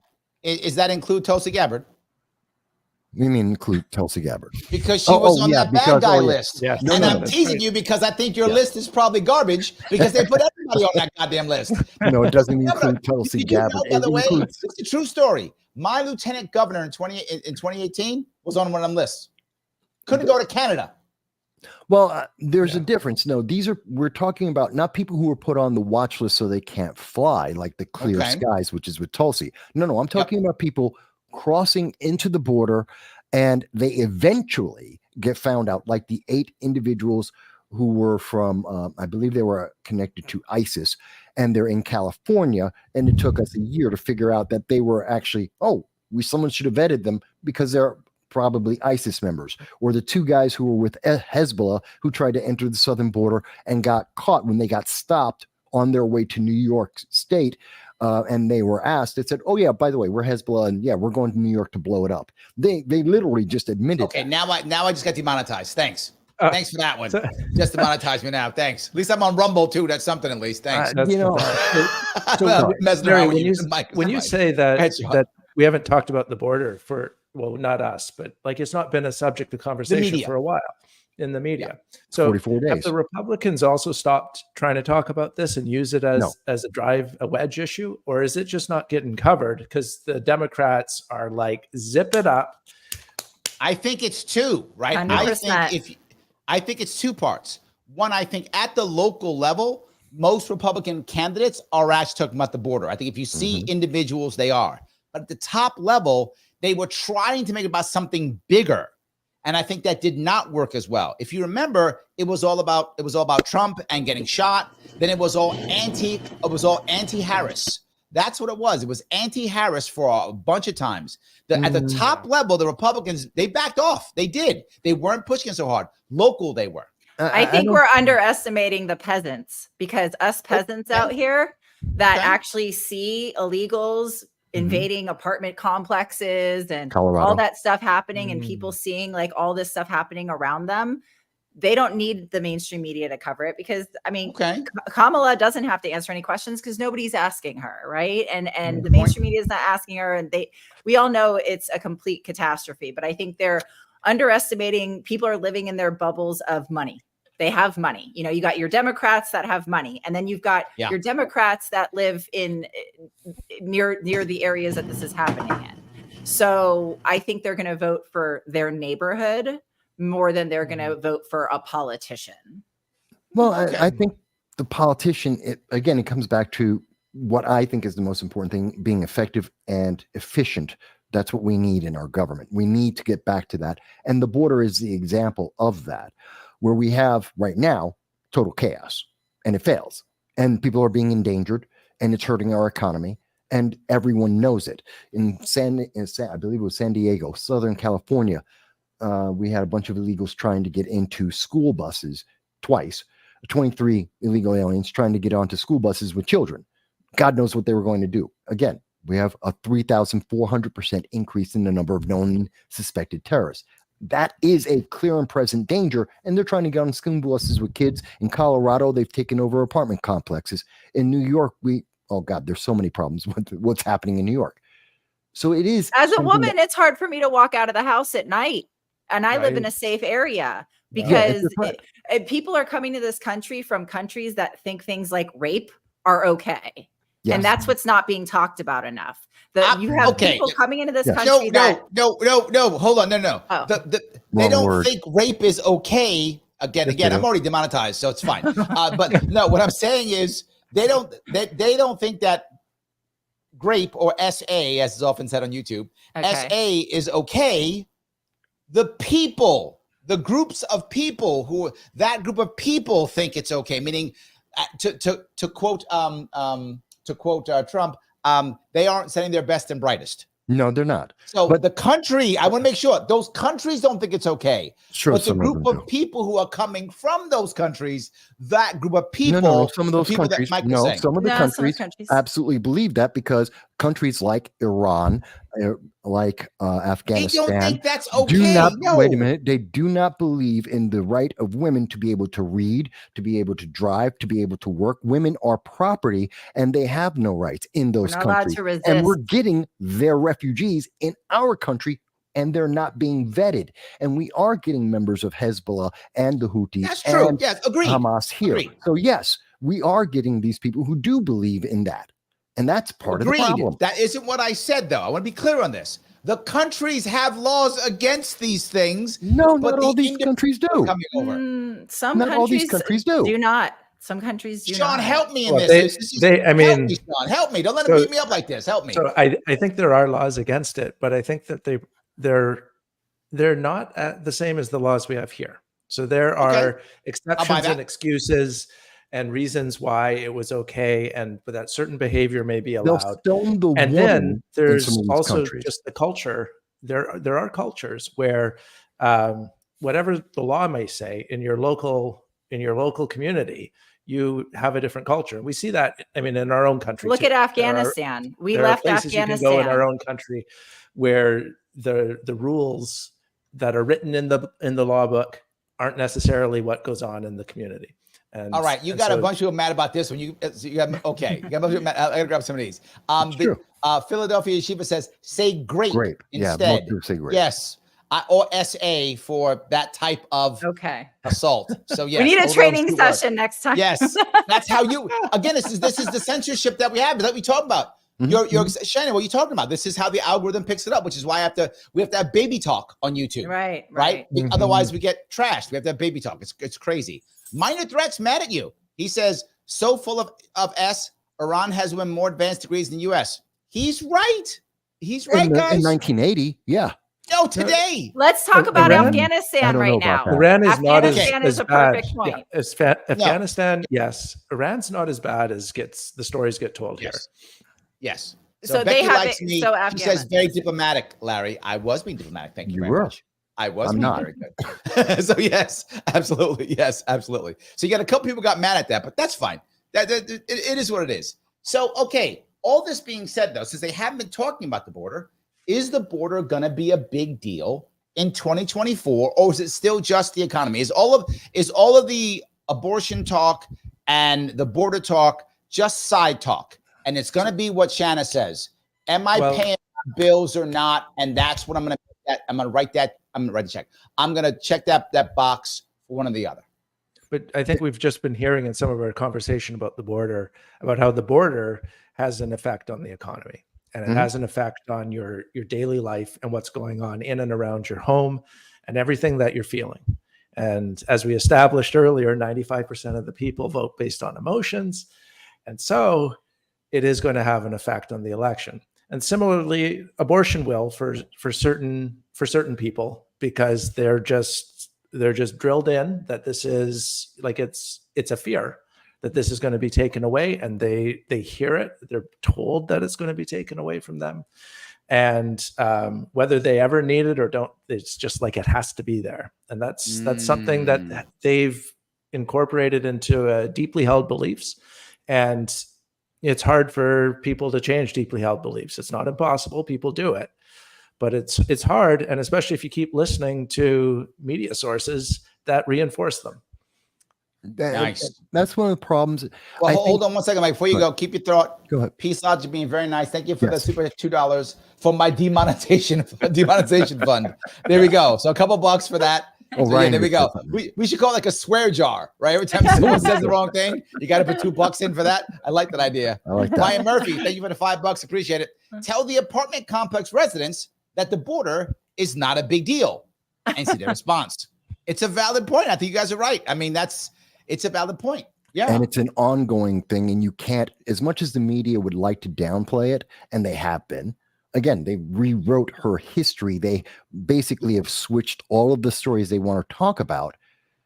But you can't get away from, because even though it may not be national, and I cover a lot of stories across the country, it's happening, and local news is covering it. So it's not hitting national necessarily. Yeah. Like I said, the Southern California, they're dealing with migrants trying to get onto school buses with children. We don't know who these people are. That wasn't national news, but it was local news. And the people in Southern California now have to consider, is the open border worth it when my kid might be affected by it because no one's protecting them? And that's the job of the government, is to protect the people. That's one thing that they should it's not. be doing. No, it's not. Protect the border, not the people. No. That's why you have a Second Amendment. We protect ourselves. The people. No. People is that is what every government's supposed to do. That is what Kathy Hochul says. My number one job is to keep the New Yorkers safe. No, nowhere in your oath does it say that. Nowhere in your job does it say that. The job of the executive is to ensure the rights of the individuals. They're not here to protect every individual. They're here to protect the rights of the individual. Second Amendment, we protect ourselves. Okay. One, I love the Second Amendment. I will never deny that. And I always want someone to protect themselves. Of course I do. And what I want is to see somebody actually go and mandate that every woman in America, before they graduate high school, have to be proficient with a firearm. Not that they have to go and buy one, but that by the time they get out of high school, they're proficient with it, so that if they choose to be able to defend themselves, they can be able to do so. I want to see somebody, anyone in politics, I don't care, left, right, middle, I don't give a damn, somebody pick up that and make that a thing. And you'll see crime for women, against women, drop. I guarantee it. It would make it better. But Larry, is that a mandate that you would support? No mandate. No, I'm not a mandate guy. No, I think, Mike, here's what I would like to see. I would like to see that the Second Amendment matters, so that women could, if they wanted to, learn it. You should have, look, you know this, Mike, you live in New York. We used to have gun clubs in New York State. That used to be a thing. You could learn in high school. You would drive, if you lived in New York State, upstate New York, you would have a gun rack in your pickup truck to drive to high school, because they had shooting clubs. That's what it was. That's what I'd like, so that women can choose to do so. I hear mandate. Oh, I don't like mandate. So no, Sean. I know, because you're Republican, you like mandate. And you're libertarian. I'm a libertarian. And I don't want to see that as part of the curriculum in the schools, as part of basic training in life. It's part of basic life training. Hold on. I'm going to show you why I'm right.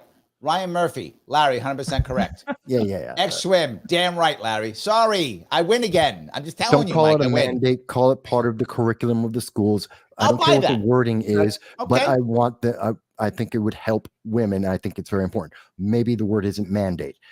Fine. Okay. Still part of that. I'll calm down. Go on. Okay, I'll calm down. Absolutely. I'll calm down. Whoo. See, even Joel, not liking mandates sounds homophobic. What? There we go. See that? Oh, man. Yes. That's see that? Writing. Okay. You were already a phobe or an ist. Already, Mike. You can't get around it. You were always a phobe or an ist. Exactly. Yes, absolutely. I do want to bring up something funny here. If I can find this real fast. So many comments, guys. Thank you so much. I'm trying to grab as many as I can. I know you have so many of them, but there was one thing I thought was kind of funny, and it was, if I can find it. And of course, now that I want to find it, I can't. There it is. Okay. It is Cheyenne. Is that right? Yeah, Cheyenne. There we go. Cheyenne Souza says more than one. She actually put down, I think it's a she, 3 times, cut spending, cut spending, cut spending. Yes. And she put it 3 times. I just wanted to let you know that she put that down 3 times. And there's 1, and there's 2, and there's 3. Literally. I think Cheyenne wants to cut some spending. Yeah, I agree with her. I think she does. I think. And the virtual tourist is the opposite. He says tax. No. Right. Opposite. Absolutely. I got to tell you how much I love my chat. I love this audience so much. Yes. This is one of the only shows, and I'm not joking. This is one of the only shows that's political that is not an echo chamber. There are very few that are not echo chambers. This is one of them. I have people who are hardcore left, hardcore right, in the middle, libertarians all over, RFK Jr., single issue people all over the place, and they don't yell at each other. They don't with vulgarity. They do yell sometimes, but not with vulgarity. And I do love that. So thank you guys. I love my chat. You guys are absolutely the best. I pause. So I want to keep going. I have some more, but before I do that, before I keep going, I want to do 2 things. Number 1, guys, if you haven't clicked the like button yet, the time is now. The time is now. Do it right now. Hit it with your nose, your ear, your eyeball, whatever's okay. Do that. All good. Please click it if you can. If you have not retweeted and or reshared or whatever, do that now. Also, if you're watching on YouTube, please subscribe. Every subscriber matters. It's how I get past Mr. Rhythm, Al Gore, Mr. Rhythm. I get past him through that. You know what super chat is. You've seen him before if you want to, or become a member. All good ways to support the show. It does matter. Also, no matter what you do, please do me one favor, guys. No matter what. Follow these people who are giving us so much awesome of a show. Please follow them on either X or check out the show description on both YouTube and on Facebook. You can follow them on Shannabis, that's 2 N's, Shannabis X, or AKA MacGyver, or MV Consult, all on X. What I want to go now, before I keep moving, I have a couple more I want to grab. Tell us what you're doing. Tell us what you are absolutely doing. Shannabis, tell us what you're doing. How can we find you? Tell us what you're doing. Well, I have been an advocate in the cannabis space for over 15 years in multiple marketplaces. Back when the licensing first started here in Nevada, I ended up meeting the owners when they very first got licensed, and I worked for a publication. I was actually the first person to sell a car. You'd appreciate this as a radio guy. I sold print advertising to Land Rover on a medical cannabis publication, and I did that before High Times. So I was the first one to do that. And it got me really engaged with the building of the industry here. And I did make a product through the testing of the plants and creating, what I mentioned before, there's a counterfeits, CBD marketplace. It's huge. And I really advocated on the testing of the plant because we really regulated it here in Nevada. And I studied basically like 2018, 2019. I knew a lot about I knew a lot about the FDA, the CDC, the NIH, all the problems into trying to get, cannabis through all of that. And so when Bobby started talking about that in 2020 with COVID, and, I agree with a lot of the things that he, stood for and stands for. I lost my LinkedIn for 2 years. I got kind of shadow banned. There's actually, influencers in the industry that don't want me talking because I talk about all the risk. I talk about all of the money you don't make. I don't, I'm more of a strategist in that sense. So why does someone reach out to you? Are they trying to learn stuff? Are they trying to get something? Yeah, I do consulting. I do consulting. I do consulting. Okay. So if somebody's looking to buy a business, I ask the right questions. You'll have people that don't really know much about the process of the plants. And I literally had somebody where I walked into the grow facility with a client and you could smell, it had the smell, but they're like, oh yeah, the plants are sleeping. I'm like, well, do you have a video camera on them? Oh no, we haven't set up our security system yet. That usually meant that maybe they had a handful of plants, but they didn't really have the amount of product that they were claiming on paper, blah, blah, blah. Again. Oh, I like that. You knew it was scam. That's good. So again, I Excellent. I do risk management. So, and I love that. I have the super PAC for Bobby, which is, I'm going to shut it down here in the next like 2 weeks if I don't get a substantial donor, because I'm not going to keep up with the paperwork. Makes sense. It's just me. Tax for pain. Yeah, if there's any donors out there, I would like to support the Pacific Purple Wave. So the 7 states, California, Colorado, Washington, Oregon, New Mexico, Alaska, and Hawaii. We can turn those purple. So I ask our MAGA partners, our conservative partners, our Trump partners, if you guys want to start being able to make an influence in those local state elections, in those deep blue states, please help in supporting Robert Kennedy. Check that box for Kennedy, because that goes towards creating this new independent party. And we can put anybody up for nomination in any office starting in 2026 across the country with guaranteed ballot access. So contact me in regards to that. And tomorrow morning at 10 a.m., I will be doing a space on my profile where I'm bringing in the California Tea Party and just anybody that wants to help get involved. They've got some really good organizing happening there. So if we can just copy paste that in those other states and get some leaders in those other states to, help get the message out, that would be great. There we go. That's amazing. So Sean, follow that. Yeah, how about that? So follow that one. Yeah. So how many PACs do you have, Sean? Yeah, I don't have any PACs. But I will have a website that you can go to. Okay. I'm a software craftsman. I've spent 20 years in the software industry. Worked on all kinds of software products and technology. I do some consulting through a company called Simbiotrek. I also work with a company called Role Model Software. But when Larry and I met at the Bitcoin conference, I was there with my partner Kent, and we were pitching a concept for a product, a software product. And you can find out a lot more about that. Well, a little bit more about that product at gomyway.xyz. But we're trying to break the business model that is existed. Hold on. I don't have Go My Way at XYZ so that's different. So guys, remember, that's different. Go My Way .what? XYZ. There we go. Okay, we'll make sure we got that. Sorry, I didn't have that. Yeah, and so with that, our goal there is to give people a way to take ownership of their personal data, become self-sovereign, if you will.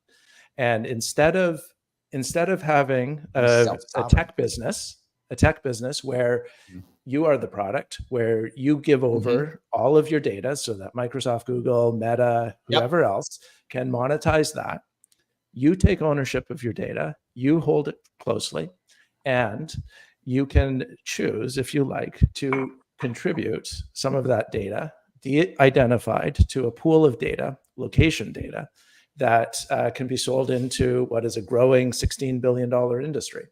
What did you call it? Sovereign what again? Self-sovereign is for self-sovereignty. Yeah, self-sovereignty. Shanna, I think he beat you on that one. He went to self-sovereignty. I think he wins. Yeah, he wins. I love that. I like that. That's good. So sign up. Oh, and it's the Venus PAC. Venus PAC. Yes. Pretty good. There we go. Yeah. So gomyway.xyz. Go check that out. It's just a little page. Sign up to the mailing list, and we'll keep rolling out some more info as we make progress with it. Mike, follow those two. How many PACs you got? How are you going to self-sovereign us? I got no PACs, no self-sovereign. That's not my thing. But what I will say is, and Larry, you know this, and I love by the way, I love this panel. I love the conversation we've had so far tonight.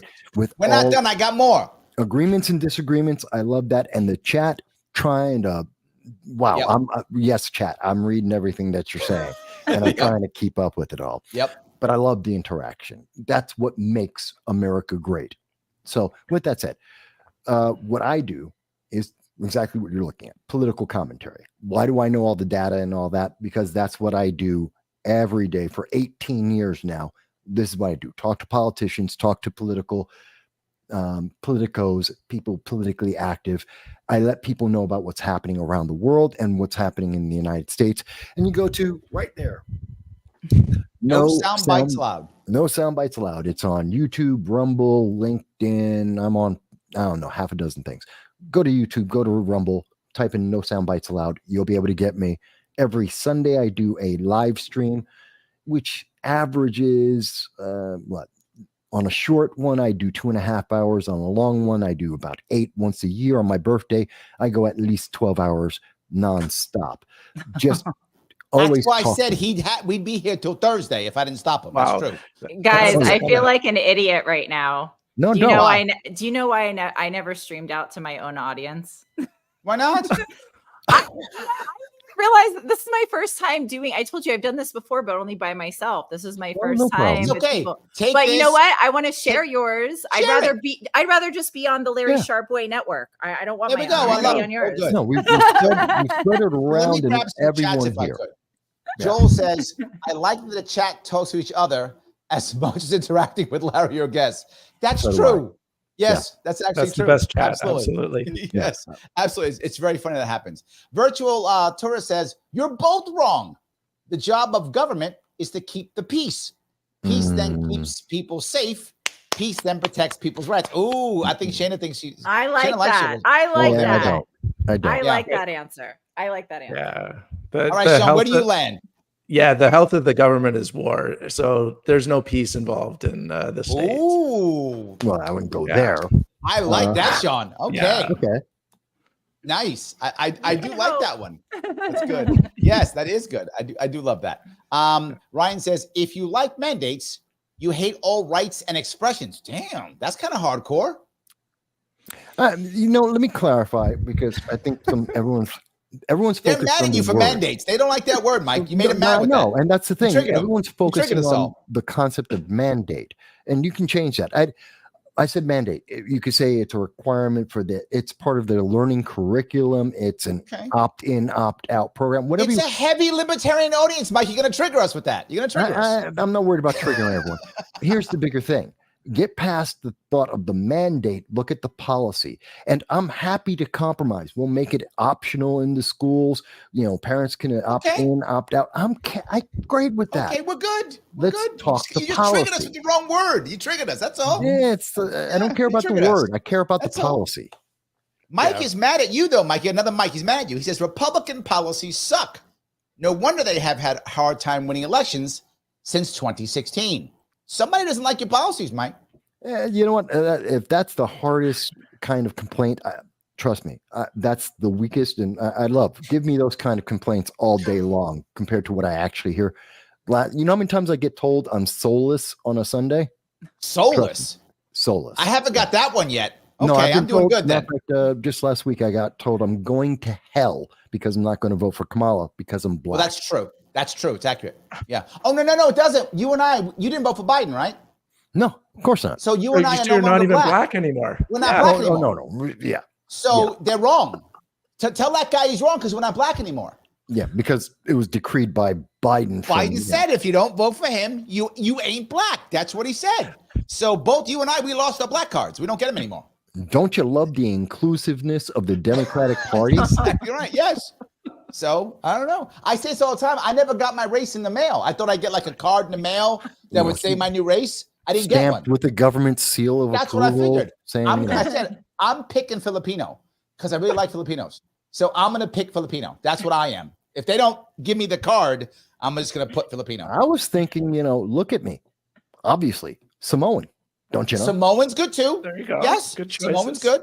Both of us are going Pacific Islander. Yeah, it's all about the Pacific wave of purple. Yes, so we're doing Pacific wave. I love it. All good. Get to pick. You guys, you non-black, you white people are mad now because you get to pick your race. We get to pick. You guys are mad. Shanna's like, damn, I wanted to be something special. No, you don't get it.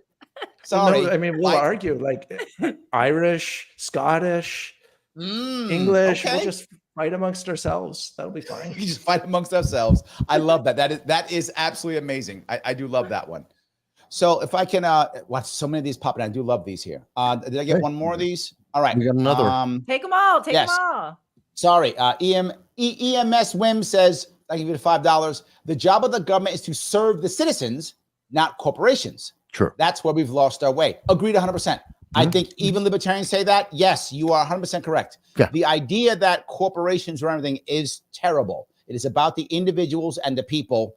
100% correct. I'll go one step further. And this is something that libertarians don't like when I say this. And as I'm a business consultant, that's what I do for a living when I'm not doing this, business and politics.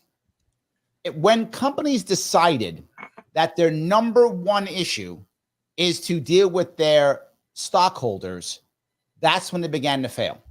Yep. Their number one issue should be customers. Absolutely. That should be number one. If a corporation, and this is how I know this is every single time, the second a company focuses on shareholders, it begins to crash. The shareholders get a bunch of cash and the company goes into the toilet. If you focus, I'm not saying you don't ignore shareholders, but the focus must be on customers. That's the focus. If you focus on customers, you will keep your shareholders happy over time. It's happened every time. When you focus on shareholders, your company collapses. And that has been a bad thing about America. Focus on customers. You'll keep your shareholders happy. Yeah, I agree. Absolutely right. 100%. Oh my God, would the entire panel agree? We all agree. The customer makes the company, makes the business. Yes. Without the customer, you don't have anything. Absolutely. Your whole point Christine, of business is to be in service to your customers, to create customers and to make their lives better. That is business 101, or it should be. And I mean, even Jack Welch said that stakeholder value was the dumbest idea that was ever promoted. So yes, it's not the, and I think it's because, and I'm going to go back, the libertarian in me says it's because of the Fed. The Fed has made banking so powerful in America, more powerful than any other country. Banking is a bigger chunk of our economy. Banking is important. We should have it. I'm not anti-bank, but I'm saying it's so huge that now everything's about reinvest banking and moving money around. And it's not about giving customers value. It's a secondary, tertiary piece. Well, and it's such a distortion as well, because if you go to Wall Street, you become an investment banker. You don't produce anything. You just move things around, you whatever else, and you easily make $700,000-800,000. You go and become even a great surgeon. You're not even making that much money, even though you are providing such a great service to everybody else, let alone 100%. Just becoming a fantastic general practitioner or functional medicine provider, or whatever you want to go in those areas. It's such a massive distortion on the US economy and a big brain drain. And this is a big difference between between corporations and entrepreneurs, mom and pop businesses. So there's a huge divide between those two. If you're a mom and pop business, you're doing everything for your customers. You're trying to generate enough revenue to keep the business going and get your bills paid and hopefully be able to take some vacations and enjoy your life. But we've gotten so consumed with massive commercialization. They're invested in real estate. Taco Bell doesn't make money. The real estate makes the money. Yes. And this is where, this is why I go to my, local little grocery store, like you probably do too, Larry. But I stopped going to Walmart a long time ago. 100%. And Mike and I, we both live in New York City, and we used to go to a diner together that was local in Astoria. That diner just shut down. It's the third family-owned diner in Astoria that shut down. What did they replace it with? They replaced it with like a Subway or like a Just Salad. They replaced it with a franchise, right? A corporate franchise steps in. And now all of a sudden, me and Mike got to find a new place to hang out, all because of this, right? It's a pain. I completely agree. So let me grab a couple just before we leave this topic, I should mention my friend Hunter Hastings. He has a podcast called The Value Creators. And he talks all the time about the this customer capitalism. Yes, and it's fantastic. Yeah, Christine says, "Thank you for $2. Good show tonight." I agree. There was one topic we all agreed on. Look at that. That was nice. Yes, doesn't usually happen when I'm on. No, not usually. Peace Logic, thank you for the $5. What does it take to get rid of Citizens United? Is there any reasonable chance to do so? I think no, but I think you can. It can be done, but it's very hard. There are two pieces to think about here. And I think the way you can do it when it comes to money in politics versus the idea of corporations being people, I think those are two big pieces of that matter tremendously. I think this is my view. We probably disagree on this one, but I think the way you deal with the money piece is you simply make it so that no entity, regardless of the entity, can donate money unless that entity is eligible to vote. That's it. You've just neutered Citizens United. It means PACs cannot give money. That means unions can't give money. So it hurts the left and the right. Unions can't give money either because unions can't vote. So that's how you fix that part. The other part is you just have to accept something. You can't accept that corporations are people. And that has to be a judge simply saying, no, they are an entity, not a person. And here's how you do it.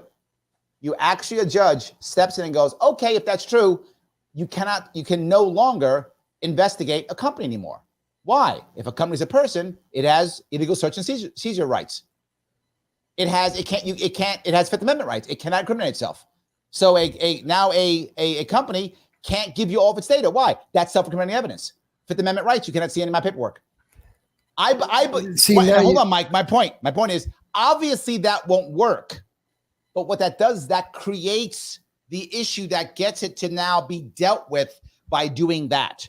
Once you say, I'm not going to do it because my company is a person, and now I only made $1 in profit this year. Show me your documents. I can't. That's against the law because I have the rights. Now we start fighting. Corporations are limited personhood. There's a lot to this, and we're talking about contract law as well, and there's aspects of that. And the problem with this is, one, the problem isn't Citizens United. It's not that corporations are limited persons. Yeah, it's the problem is that there are so many lawyers on such a badly written law with such a bad interpretation by judges that are very much politically influenced that we are getting the worst outcome of that scenario. And there aren't enough people educated enough. And we have a mainstream news media that is more partisan bias and propaganda based than actually information based. This is a conversation we could have. There's a good and a bad to it. There could be some alterations. I agree with that there could be alterations. But, and we have to understand, most of the things we're talking about today are not simple 30-second answers. There's a reason why I can go on 6 hours. I know, Larry, you can do 8 hours on some of these policies. It's true. Without a break. And it's because there are nuances, and we have to listen to other people and say, okay, give me your part of it. All right. Maybe you got it. Shanna, you were literally nodding your head. So come on, where are you on this? I think that, big money needs to get out, but also too, I was able to create a super PAC by filing some paperwork. It doesn't really cost a lot of money. Yes, we had to incorporate, you had to pay to be a corporation. Yeah, but it doesn't cost a lot of money to start. Where super PACs and all of this starts to have a problem is when you have all of this big money that's invested, and then they're trying to get policy through, and they're more interested in policy. So, if the reason why I formed this PAC to support Kennedy was because the policy was cannabis, and he was the only one that had the plan that's actually going to work. Meanwhile, I've been waiting for 15 years for 1, 2, 3 different presidents, while I'm watching these businesses being built, and we're having meetings where local politicians are coming into the room, mostly Democrats, making promises in Congress and in Senate and all these different offices saying, we're going to legalize, we're going to do this, not knowing at that time what I know now, which you cannot legalize. You need an act of Congress. They just promise. But a president can take an executive order. So Correct. technically, all of these people that made all these promises, they could have executive ordered this a long time ago and just 100%. descheduled and opened up the free market. But they don't want to, because the Democrats are doing a move for Schedule 3 to put it into Big Pharma's hands so they can possibly take over the industry. Yep. There we go. All right. Let me grab Ryan. He says, with George Washington hating political parties and Thomas Jefferson hating central banks, did it make them libertarians? I'm going to say yes. I have posthumously made them libertarians. With the magic power, I am the self-proclaimed emperor of libertarians. And Pope of libertarians. And I have just decided they are libertarians. Yes, that is my answer. Already Mike's yelling no. Go ahead, Mike. Why am I wrong?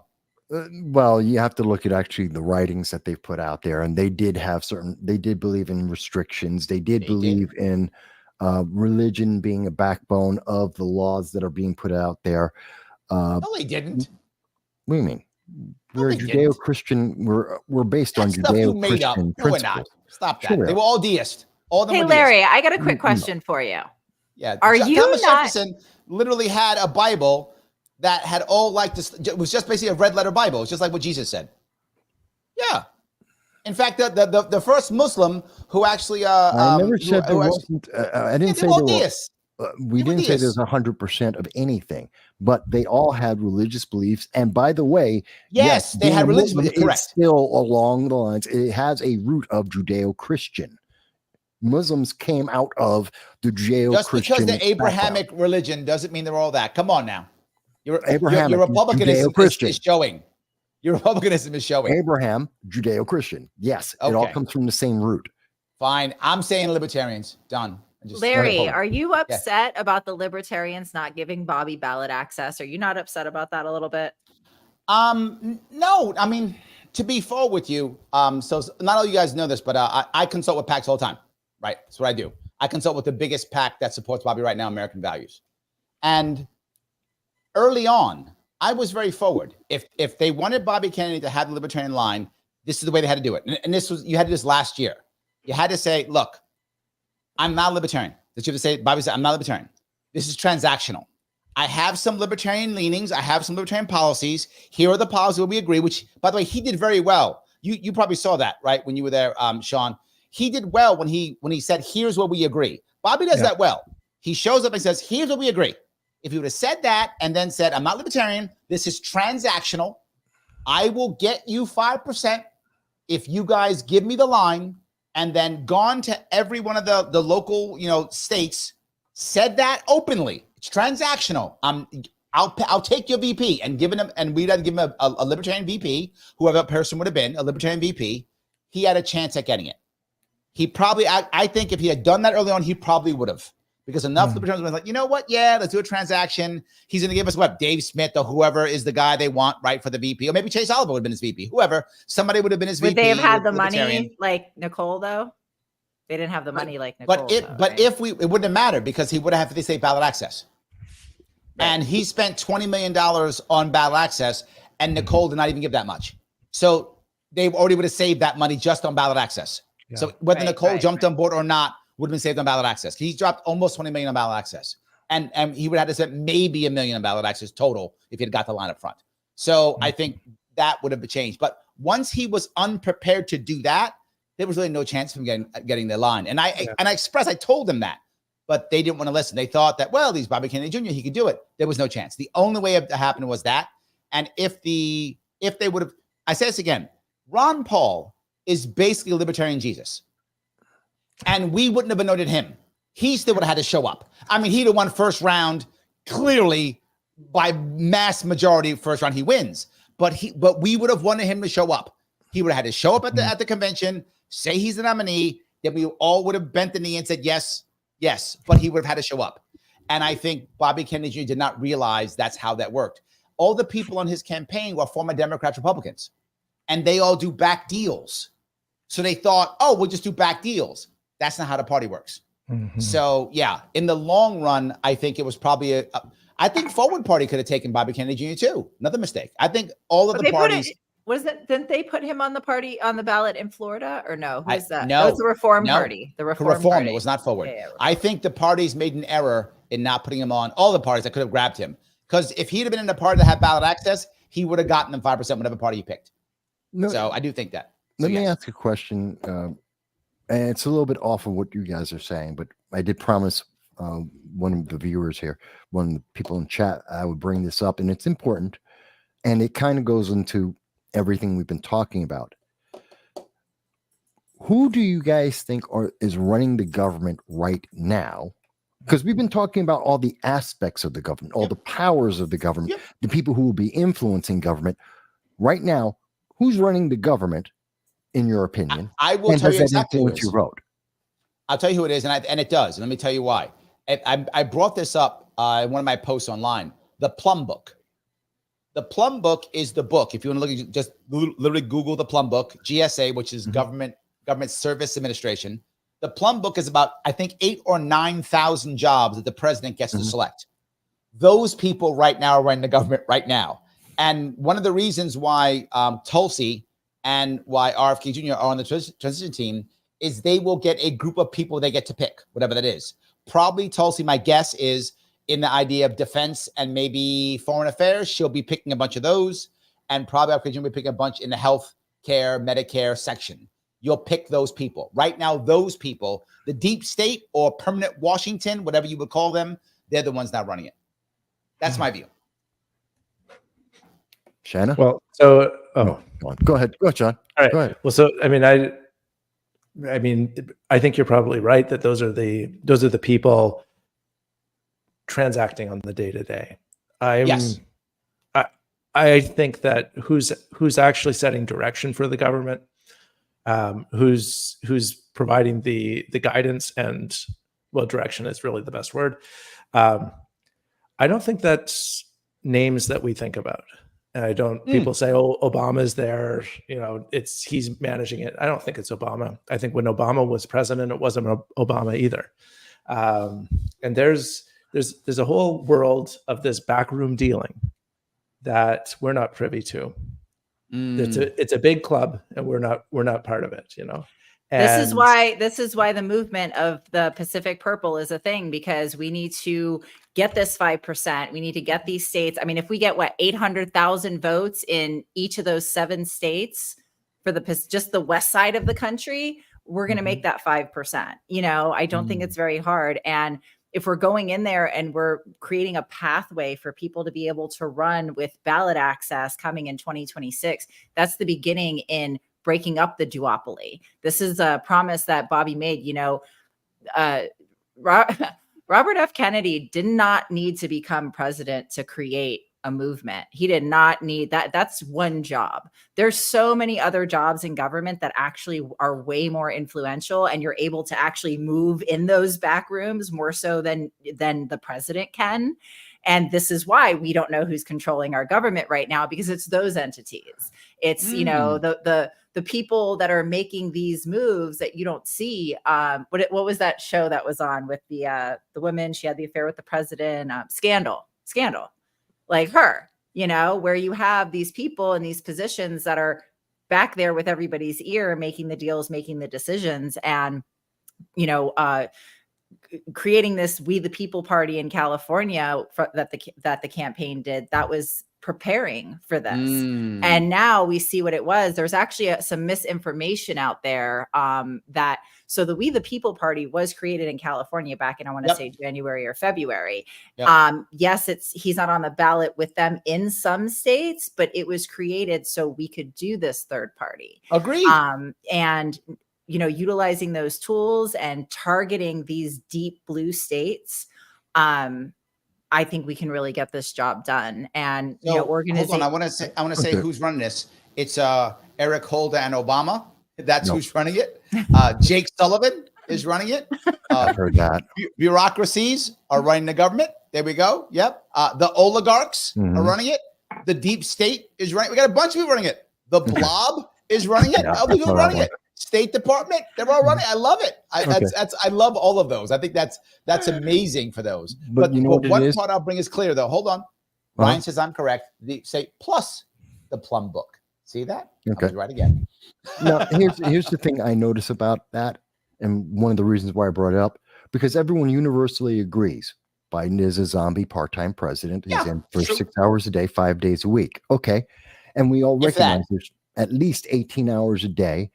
At least every day of the week. We don't know who's running our government. We don't know what's going on right now. And we know that it is essential. So this election, if for no other reason, is to give us the security and to give our allies around the world, to give the security and the base for everyone, for Americans and everyone else. We have to get back to having a leader. That means we need to know what policies are there. We need to know what's effective and what's ineffective. We need someone with leadership. You know what? You don't want freedom and joy?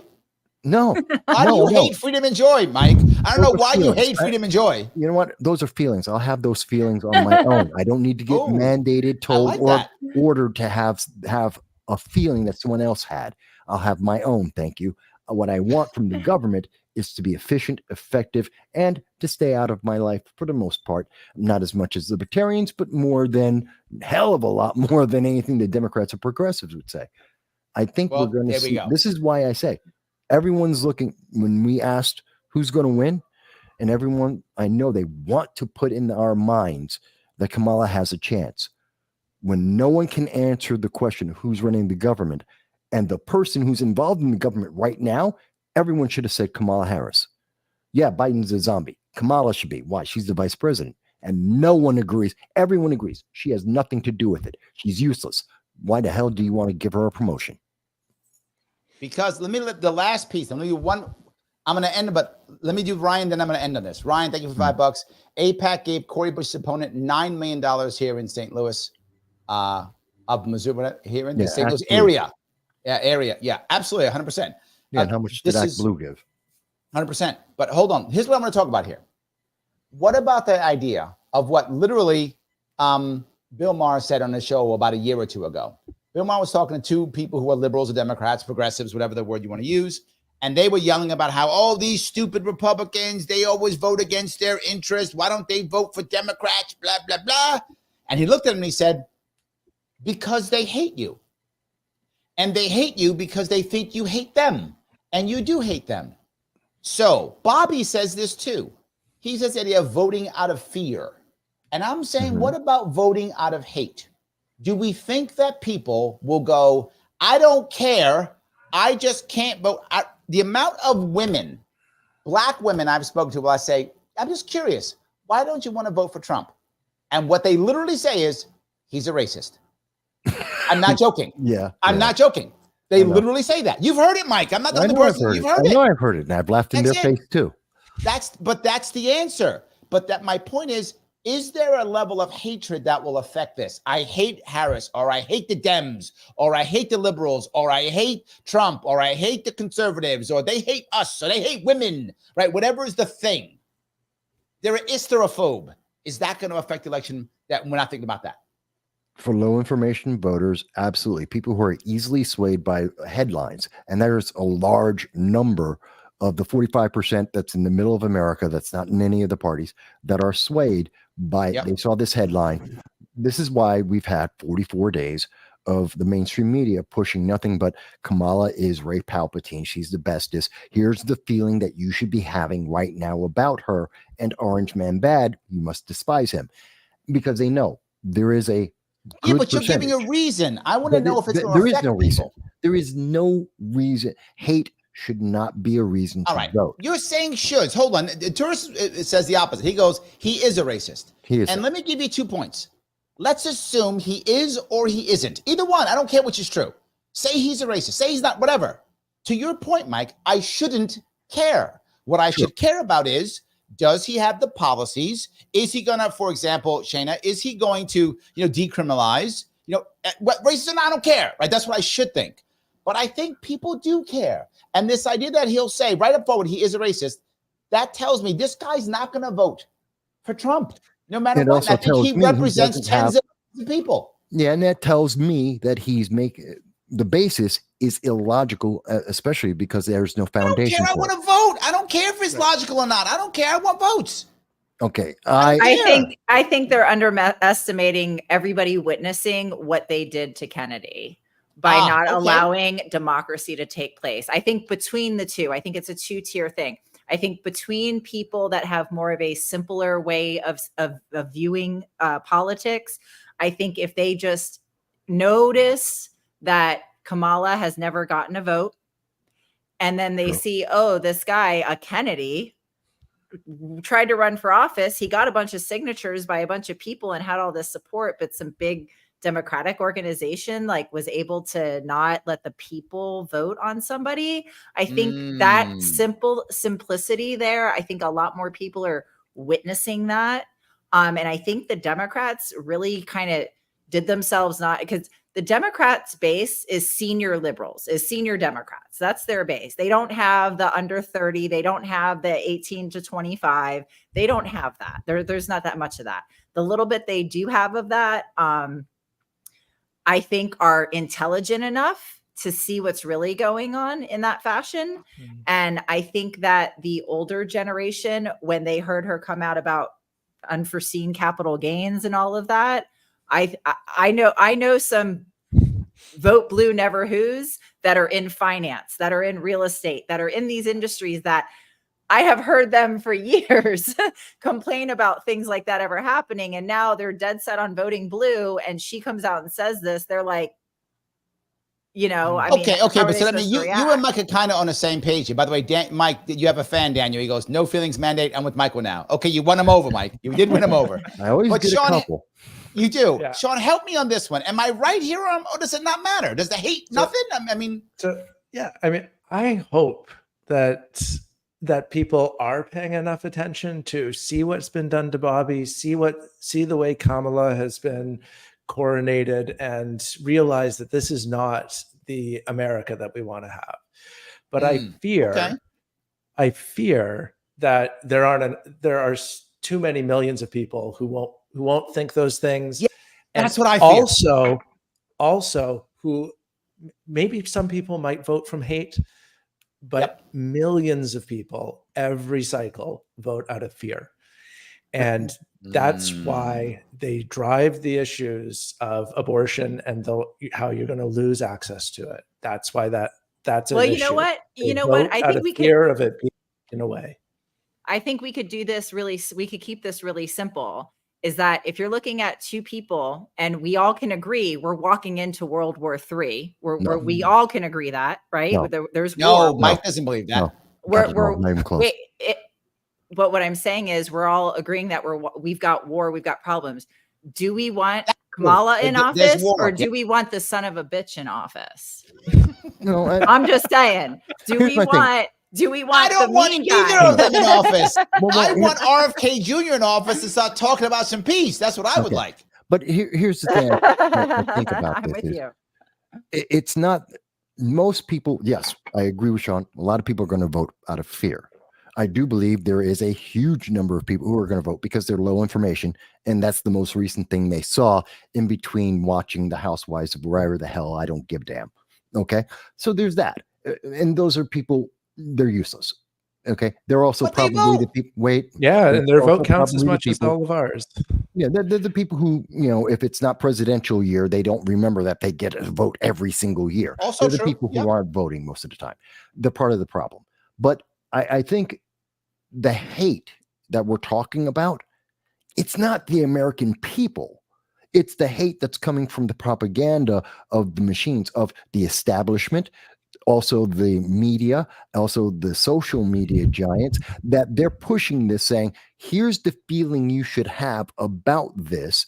And it's their hate pushed into the people. And that's why you get people who react instantly and go, oh, he's a racist. Oh, you're going to hell because you don't agree with the politics that's already been preordained for you. Right. Not asking what are my reasons? Do I have a reason? Do I have any knowledge about this? No one asks that. They go, let me do a super chat then. She says that. EMS Women says $5. As a white woman who doesn't operate on emotion or hate, I'd never vote for Trump. I don't think he's a racist. I just think he's incompetent. Well, at least that means you're thinking. It's a fair reason. I agree. 100%. And I'm not voting for Trump or Biden. I mean, Harris, same difference. I'm not voting for any of the two guys ever. That's never going to happen for me, right? I'm not doing it. I will, if Bobby's on the ballot in New York State, I'm voting for him. If he's not, maybe I'll write in Chase Oliver. I'm not voting for him either way. I'm not doing it no matter what. My taxes were cheaper under Trump. So I paid less in tax between 2016 and 2020. So as a white woman, my middle class self, if I'm just thinking with my groceries, my taxation, if I'm just thinking in my little personal box of what's important to me, Trump checks those boxes when it comes to policy more than Kamala. So I hear what she's saying, and I have heard that before in the past, but I think the people that he's keeping around him now really speaks volumes. And I think that's something here. This is a different level of this is a different level of emotion that might make you mad, Mike, but you might like because you like the outcome is good for you. And this is Ryan. He says, I just don't see Kamala winning the presidency. Now that's emotional. And I think a lot of people feel that. I don't think it's emotional. And say, is someone presidential? which is absolutely subjective, right? Someone could see this person or that. No, because Mike deems it so. I'm sorry. Could tell us, Mike. There are objective criteria. She doesn't have the votes. There are objective criteria that you can use to Yeah. evaluate that. And you can definitely say what's presidential. There are criteria you can objectively come to that reasoning on. I guess I'm wrong. I got 3-1 against me this time. All right, fine. 3-1 against me this time. I'm wrong this time. Fine. It's fine. Anyway, I don't know. But I don't even mind that, tell you the truth. I mean, I do feel that people do think that. Grace, though, is the opposite. She goes, I fear Kamala will win the presidency. I still think she's got a shot. I don't know why people are just so like, Sean, you're with me, right? She's still got a shot at this, right? I think that it's entirely possible. Not necessarily because she's great, but because of the low information voters who are out there that vote blue, never who, and the Democratic machine. I think she lost the swing states. I think she lost the swing states with Bobby. I mean, I think she lost the swing states, the majority. I would not let up in trying to win this election until 100%. you are 100%. Until it's whatever 9 days later and they finish counting all the ballots and a month later, trying to figure out where the other votes might come from or whatever else. I mean, it's not an election like we used to have when we were younger, where before you could go to bed, you had the result. It's not going to be like that again. I agree with you, Sean. Robert agrees with you. He says here, and I don't think these people are aware of the pull of Kamala for at least some pockets of progressives. There are black academics literally risking long-standing alliances with Palestine for her. I think that's true. I think Robert has a valid point. I think he's got a shot. Not from the I see a lot of progressives out there who are actively protesting against it. They did it at the DNC. I've seen them online. I've seen them trying to promote this, that they are very much against Kamala for those very same reasons. But more importantly, I think that, like you're saying here, Sean, we have to be diligent. I think she's peaked. She's at 40, depending on which poll you want to go to. She's peaked somewhere between 46 and 47.5% or averaging out the polling. There's a poll up, down, doesn't matter. Average 46, 47, which is about 2.5 points, 3 points higher than where Biden was on average. Trump on average hasn't moved. Consider Kamala since day one, 44 days, they have been pushing her. You can't keep that pace. Other news has to come out. She has to speak to the public. Some of her policies are going to come out. And every time she does reveal her policies, she loses. She will not be able to maintain that. She will, over the next month or two, drop down. Doesn't mean that gives us a guarantee. People still have to show up. But I don't think she can stay where she is. This is as good as it gets. So is the Palestine movement, wasn't it started by the left side? Wasn't that movement started by the left? Well, is it the left protesting the left at this point? Yes. And they do that all the time because you can never be left enough. She's not wrong. It's true. Rigo says, do not forget the FBA group. They have said they will vote Bobby for Trump. The message was sent. FBA meaning free Black Americans, right? Hi, Rigo. Yes. So yeah, I do think that's an issue. Ryan says the economy and inflation, thank you for the $5, Ryan, appreciate that, and foreign policy issues are too important for too many people. They all favor Trump. Yes. Is that true? You think all three of those favor Trump? 4, yes. Well, yeah. I think if you're looking at independent voters, I think that's absolutely the case. I think you find very few people who would look at foreign policy and not prefer Trump unless they're neocons or. I think a lot of people are neocons in their hearts. I think a lot are. And Jess says this. I don't understand comments like hers. And I think she means Shayna. Trump screwed us in 2020. I am one of the few that holds him accountable on his decisions that led us to inflation. So there's people who think that this is why when you say a time of inflation, aren't there people who blame Trump for the inflation too? So the inflation's COVID. Let's talk about COVID. Okay. Okay. So the inflation happened because a government wanted to close us down, right? The virus. Okay. So you're demonetizing me again. Right. So, sorry. Yes. So Trump was in office 2016, 2017, 2018, 2019. Obviously we had problems. What problems did we have? 2020 happened, right? Or I'm sorry, not 16, 17, 18, 19, 20. Yeah. 2020 happened. Yeah. He also admitted that he hired people he shouldn't have hired. He involved people he shouldn't have involved. I think that goes down to Fauci. I've been an advocate Kennedy supporter since 2020. I've never had anything. I don't have any of those things. Yep. I think that's when my Democratic hat got hung up on the shelf, was when that happened. Okay. The only reason I voted for Biden was because he came out, and I figured he was a classic American politician from back in the day that would not mandate something like that. So when he came out, because remember he had to come out and say that he would not do that, that got him my vote. But the mandating and the shutting down of our institutions is what created this inflation. The fact that office changed and Trump did not stop it before he walked away, whether or not he could, because at that point they had posted up Fauci and they had posted up all the Democrats were mask up, get all your mandates, get all your thing. No, the Democrats wanted to mandate us with all of that. Do you think for a second they're not going to do it with the upcoming POCs? Do you think for a second we might not be looking down that barrel with Kamala? I trusted Biden as an old school politician to not do that. I don't trust her not to do that. Yeah. And that's what I'm voting for. And that's why I'm voting in my swing state. But again, you're saying that. But again, Noah Clark, she kind of agrees. She says, just saying it was false prosperity. Donald Trump admin started printing us into inflation. JB hit the nail into the coffin. None of us. Even Sean said it. Yes. Saying it too. Yes. A lot of people say that. The government spending that was necessary in order to keep people shut up and locked away so that we could all hide out and not get COVID. Yep.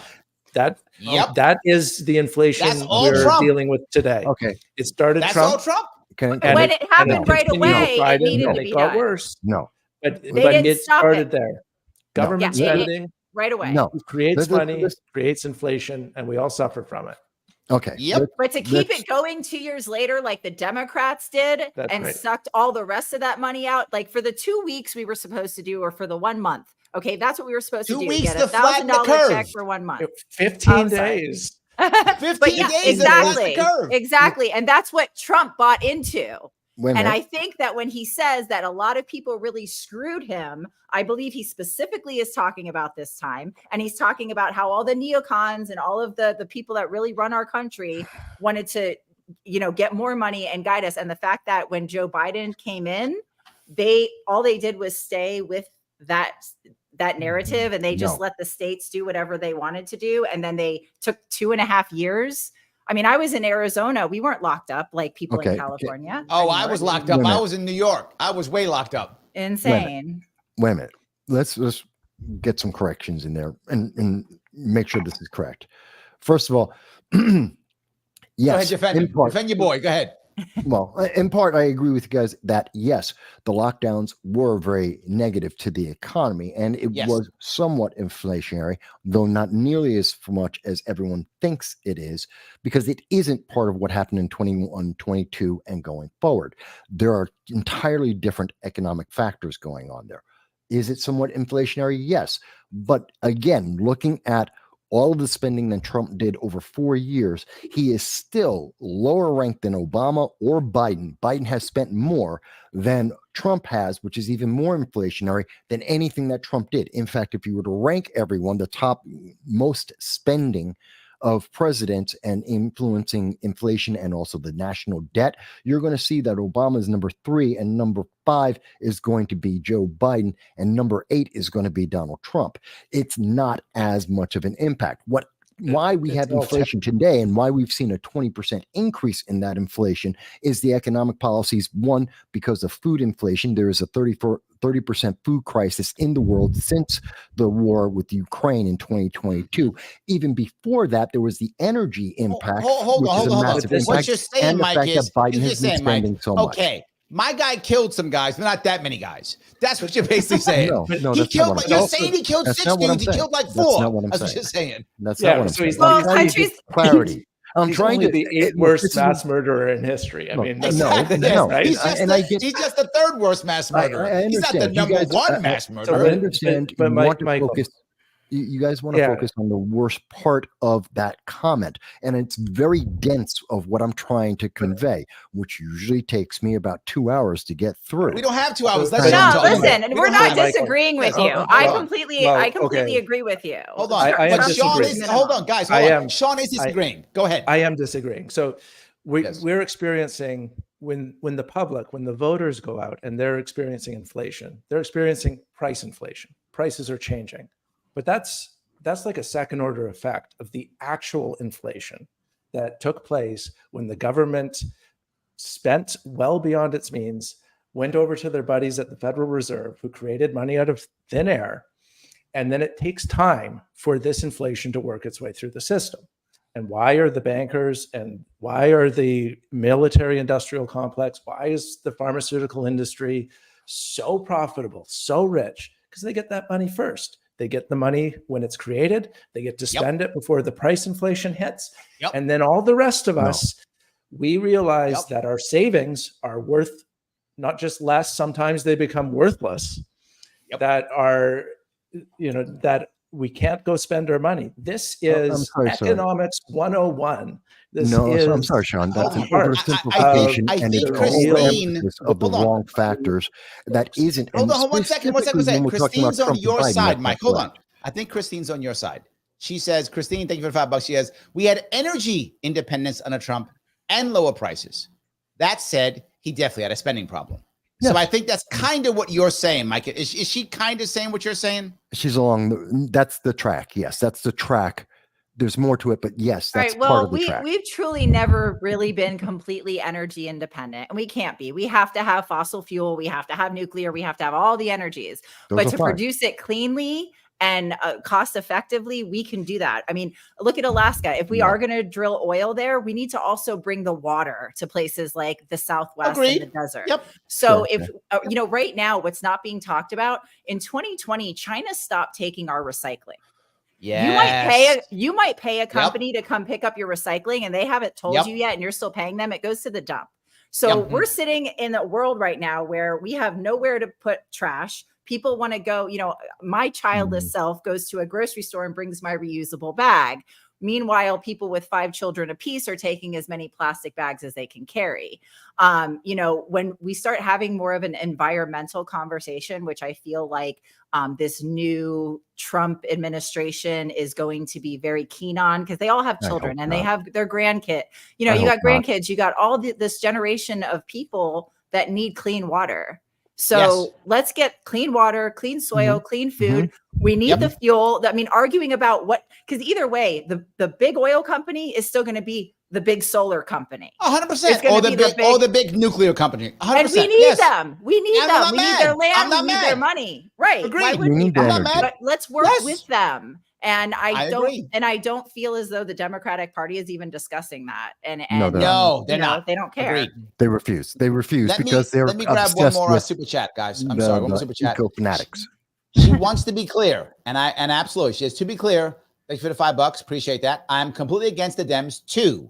So she didn't like Trump, but she's also against the Dems. Me too. We are exactly on the same page. Yes. But I'm over people making excuses for Trump because he didn't know.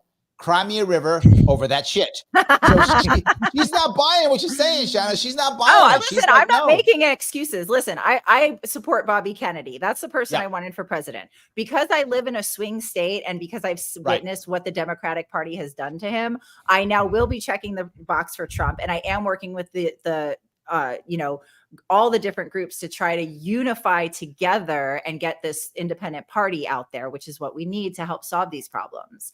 So, it's not about, I'm not going to sit here and go walk around with a Trump hat because Trump didn't pull me into politics. I will. Bobby did.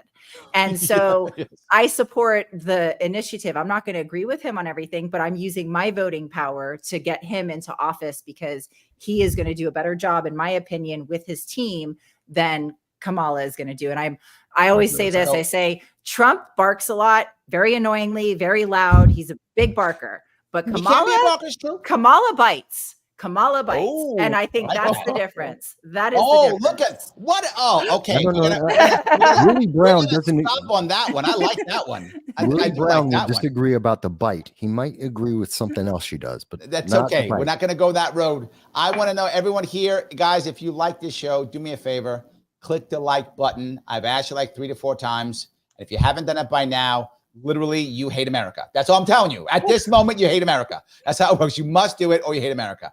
And if you, and Come on, guys, you're otherwise, loving please this. You're loving share this. this if you would. Wherever you are, please share it. If you are on YouTube, please subscribe. Every subscription matters. Click that bell for notification. You know I get shadow banned. And these guys use all the bad words, so I'm completely demonetized. So please, if you want to become a member, thank you so much. I appreciate the membership. Everyone I get, you can super chat me. Thank you guys so much for the super chats. I appreciate all of those really a lot. Guys, I want to say thank you so much for today. You gave me 2.5 hours. It's amazing. Thank everybody else for watching. I will be on sometime tomorrow. I don't know when. I got to figure it out. My guest bailed on me, so I may have another guest tomorrow. Maybe I'll yap or something. I don't know. We'll figure something out. I will be on again this week. I will see you all very soon.